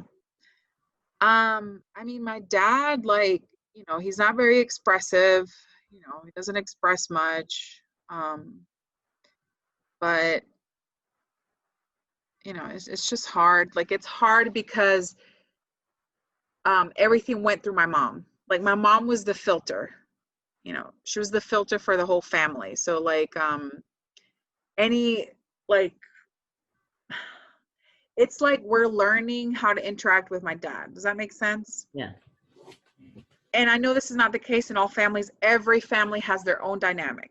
But Yeah. in my family, my mom was the centerpiece of everything. She Like, knew him. She knew how to communicate with him. yes, but like nothing happened without her. Like all the communication with us siblings, all the communication with dad and us, like everything went through my mom is what I'm trying to say. Um, so not having her is it's like learning all over again. It's like my sister learning how to talk to my dad and deal with my dad, and like there's a lot of layers, a lot of Has anyone gaps. got your dad to open up, or you don't think that's not his personality? We tried like therapy for a little bit, like family therapy. Um, it's just not him. Um, I don't know. I mean, it's hard. It's a lot. Like it's a lot to process losing someone, and then on top of that, the new dynamics that the absence of that person brings on in the family. It's too much. It's really too much to handle. Right now, you feel like it's too much as well? You still feel that way? I think right now it's like maybe we're just starting to like, address a few things, but for the longest time it's been like very basic things. Still dealing with like my mom's, loss. Um, because it was so sudden, it was just like No warning, no anything. Yeah. no warning. How did it affect the people in Honduras? Her family? Yeah, her family. Did they come out or did they? Yeah, I mean, so my mom has one living brother, or well, at the time she had two, but one was very sick. Mm-hmm. But neither of her brothers were able to come, but one of my cousins came. Um, so he kind of represented, like her siblings, I guess. Um, yeah, I mean, and we had like my mom's childhood friend who also flew in from Honduras. Mm-hmm. But it was just hard, Jared, because like, we weren't in Greenville, and like in Greenville, it's like we're not from Greenville, but we still had a lot of friends that were like family there. I mean, we were there for like 20 years. Right. So like if this would have happened in Greenville, we would have felt like, Supported. yes, like a million times way more supported than we did here in Houston. Like we were only here like, I don't know, 2 years when it happened, or a year and a half, so like we didn't have that very strong support system like we did in Houston. I'm sorry, in Greenville. Do you think that it happened in Houston so your family had a chance to like address things? Because if it happened in Greenville, you probably could have kind of like put a code over certain things because it would be that strict support system. So now in Houston, you guys are just kind of forced to like all talk with each other. You have to like deal with it together. You're in this bubble together. It's true. Yeah, you're right. It could be. So that happens. And when do you get do you ever get peace of mind knowing that she's in heaven, or it's still like the loss is still too deep? I think for me personally, it was like 7 months later. Wow. Yeah. And of course, like, I've been in church since I was like a little girl. So like church is not a foreign thing. God is not a foreign thing to me. Like, I've had a relationship with him, but for me, Jared, it took like 7 months for me to like find a little bit of peace. Um, I don't even know where to begin telling you the way that it was, but um, most of the first few months were, it's a big blur, just a big, I don't know how I survived, because it's like a survival thing. You're just surviving. You're just Well, at least you just had your going. husband that was there. At least he was there, you know? I mean, at least, I don't know what I would have done without him, to be honest with you. Right. Like I really, and I don't talk about this a lot, and I don't, I just don't. But to be honest with you, um, like I don't think I would be this well without him, like Mm. without his support. Um, but like just I can't explain it. And it, this affects people in many different ways. But for me personally, like not being able to breathe, like not being able to like process my day without her, like not being able to like, I don't know, Jared, like I don't know how I got through my days. I was off work for a month, and I'm so thankful I had that whole month, not even to process, just to survive. But when I went back to work, like, people were still very like flexible with me and very understanding. But like there was times when I was driving and I would still get lost, like, Wow. like just your brain is just not functioning. It's just not.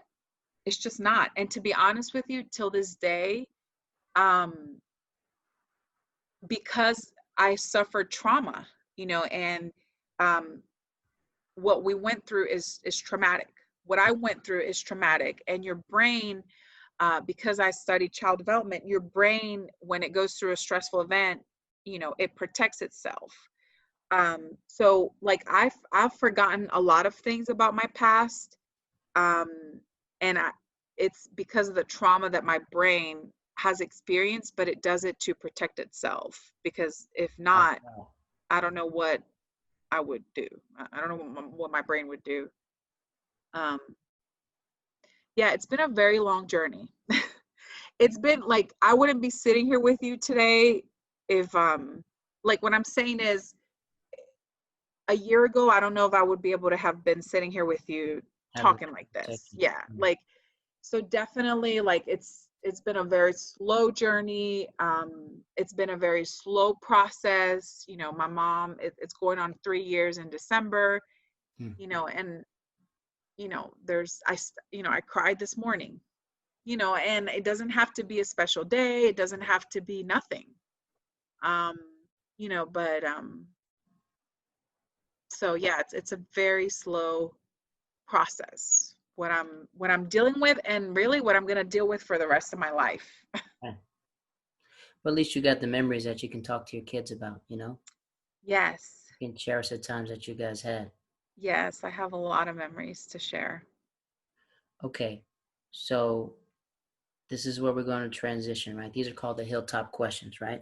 So you can take as long as you want to answer them, even though we've answered, we've got to the point in your life where, you've experienced this type of trauma, but you survived, you survived, and now you're closer to your family that you probably weren't before, and now you guys have something. You guys all can lean on each other.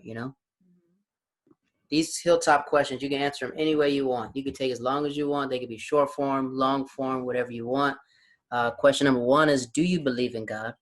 Yes. Who's your favorite person in the Bible?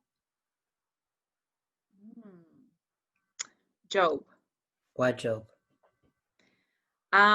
Because poor Job, he went through it all, Right. and I can relate with this time of my life, and he still like praised God, and he still thanked him, and he never cursed him. And as humans, like we're so quick to curse. So Job. Job. What's your favorite verse in the Bible? Do you have a favorite verse? Oh, I have a lot. Pick one. I have a lot, but um, let's see. Well, the joy of the Lord is my strength. Oh, that's a good one. That's Nehemiah. When's the last time you had a nightmare? Like this week. What was that about? It was about work. Just because there's some changes going on and like it was just scary. Okay, next one. When's the last time you had a panic attack?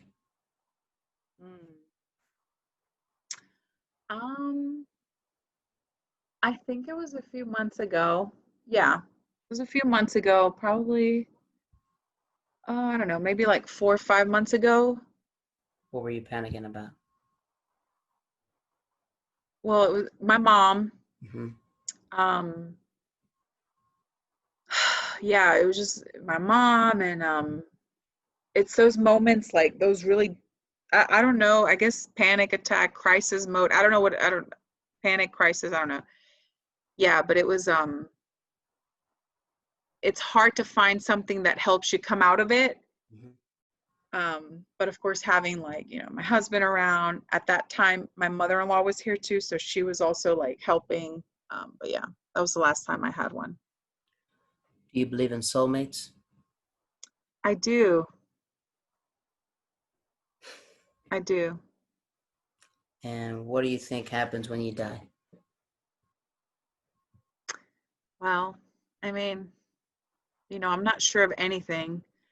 And now like I'm closer to death than I've ever been in my life. And I'm never, Rephrase that. You're not gonna.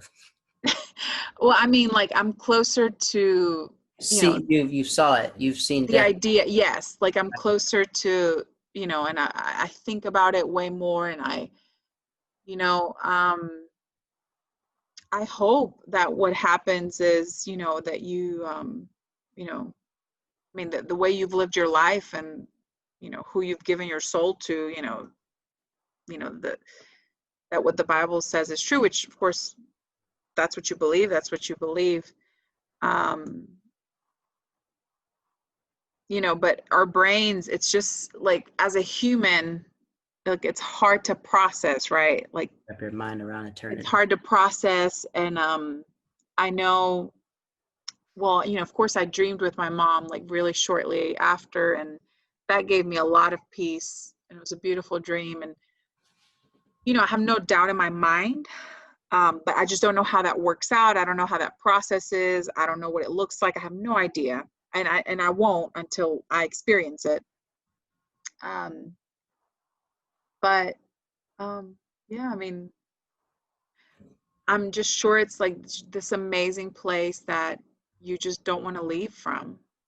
Even though it's hard for me to process that you don't want to leave and be with your family again, but I guess it's that amazing. Okay, these last two questions, these are a series of questions, right? I'm going to say, who are you? And then you're supposed to tell me who you are. And the goal is, I'm going to ask you so many times, the goal is to go beyond yourself, right? Like if you were to say, who are you? I would say, Jared Waters, who are you? Stand-up comedian, who are you? And then keep doing it. I would just keep evolving. And you stop when you stop. Got it? Okay. Or do you want to practice? Do you think you got it? Or? Yeah, I don't know who I am. We'll just start with the basics. Okay. Who are you? Olga Marcela. Who are you? I'm just a girl. Who are you? I am a believer. Who are you? I am strong. Who are you? I am happy. Who are you? I have hope. Who are you? I'm a girl from Honduras. Who are you? I love to eat. Who are you? I like to laugh. And this is our last question. If someone came, right, and someone had a book and they're writing the Olga Marcela story, Marcela. right? Marcela, excuse me. Marcela. I always put like extra Spanish words in. No, that's good. You said it perfect. Marcela. If someone's writing your story, right, and someone had a book and they said, this is the Olga story, what would you want them to say about you? I would want them to say that I gave them something positive. Like they took away, like whatever interaction I had with them, whether it was brief or long or whatever, like that they took away like something positive that they could use in their life. Well, ladies and gentlemen, that is Olga. Do you have a special where people can find you at? Do you have anything that you want the people to follow? Anything else? Website, anything? No, not at the time. We'll get a book when it comes out. Yeah. I'm working on my book, so when it comes out, be sure to buy it. Ladies and gentlemen, my name is Jared Waters. This is One Man, One Tree in the Hill. Like, subscribe, rate, review, and these are another marvelous episode of another marvelous person that's had a marvelous life. Hey, you're live on the podcast, One Man, One Tree in the Hill. Say what up to the people. Now, this is when I see Black Excellence. It's Kenan Thompson, and I see this giant butt. I'm like, oh, who is that? Turns out it's Questlove. It's Dave Chappelle, Chris Rock, Eddie Murphy. And they're all sitting at the table, and I walk up to Eddie Murphy, and I was like, hey, Mr. Murphy, I just want to say you're the GOAT, man. You're the coldest that ever walked the face of the earth. You gotta break that thing over. She wants it private, but y'all not even together right now. So we haven't spoken about anything but the cat for at least 2 months. And I said, and I'm be the next Jamar Neighbors. Yeah. And she was up like, I know that's right. Ladies and gentlemen, thank you for listening to the podcast. My name is Jared Waters, and I'll catch you next time. Like, subscribe, rate the podcast. Have a wonderful night, wonderful day, whatever you're listening to. I'll see you soon.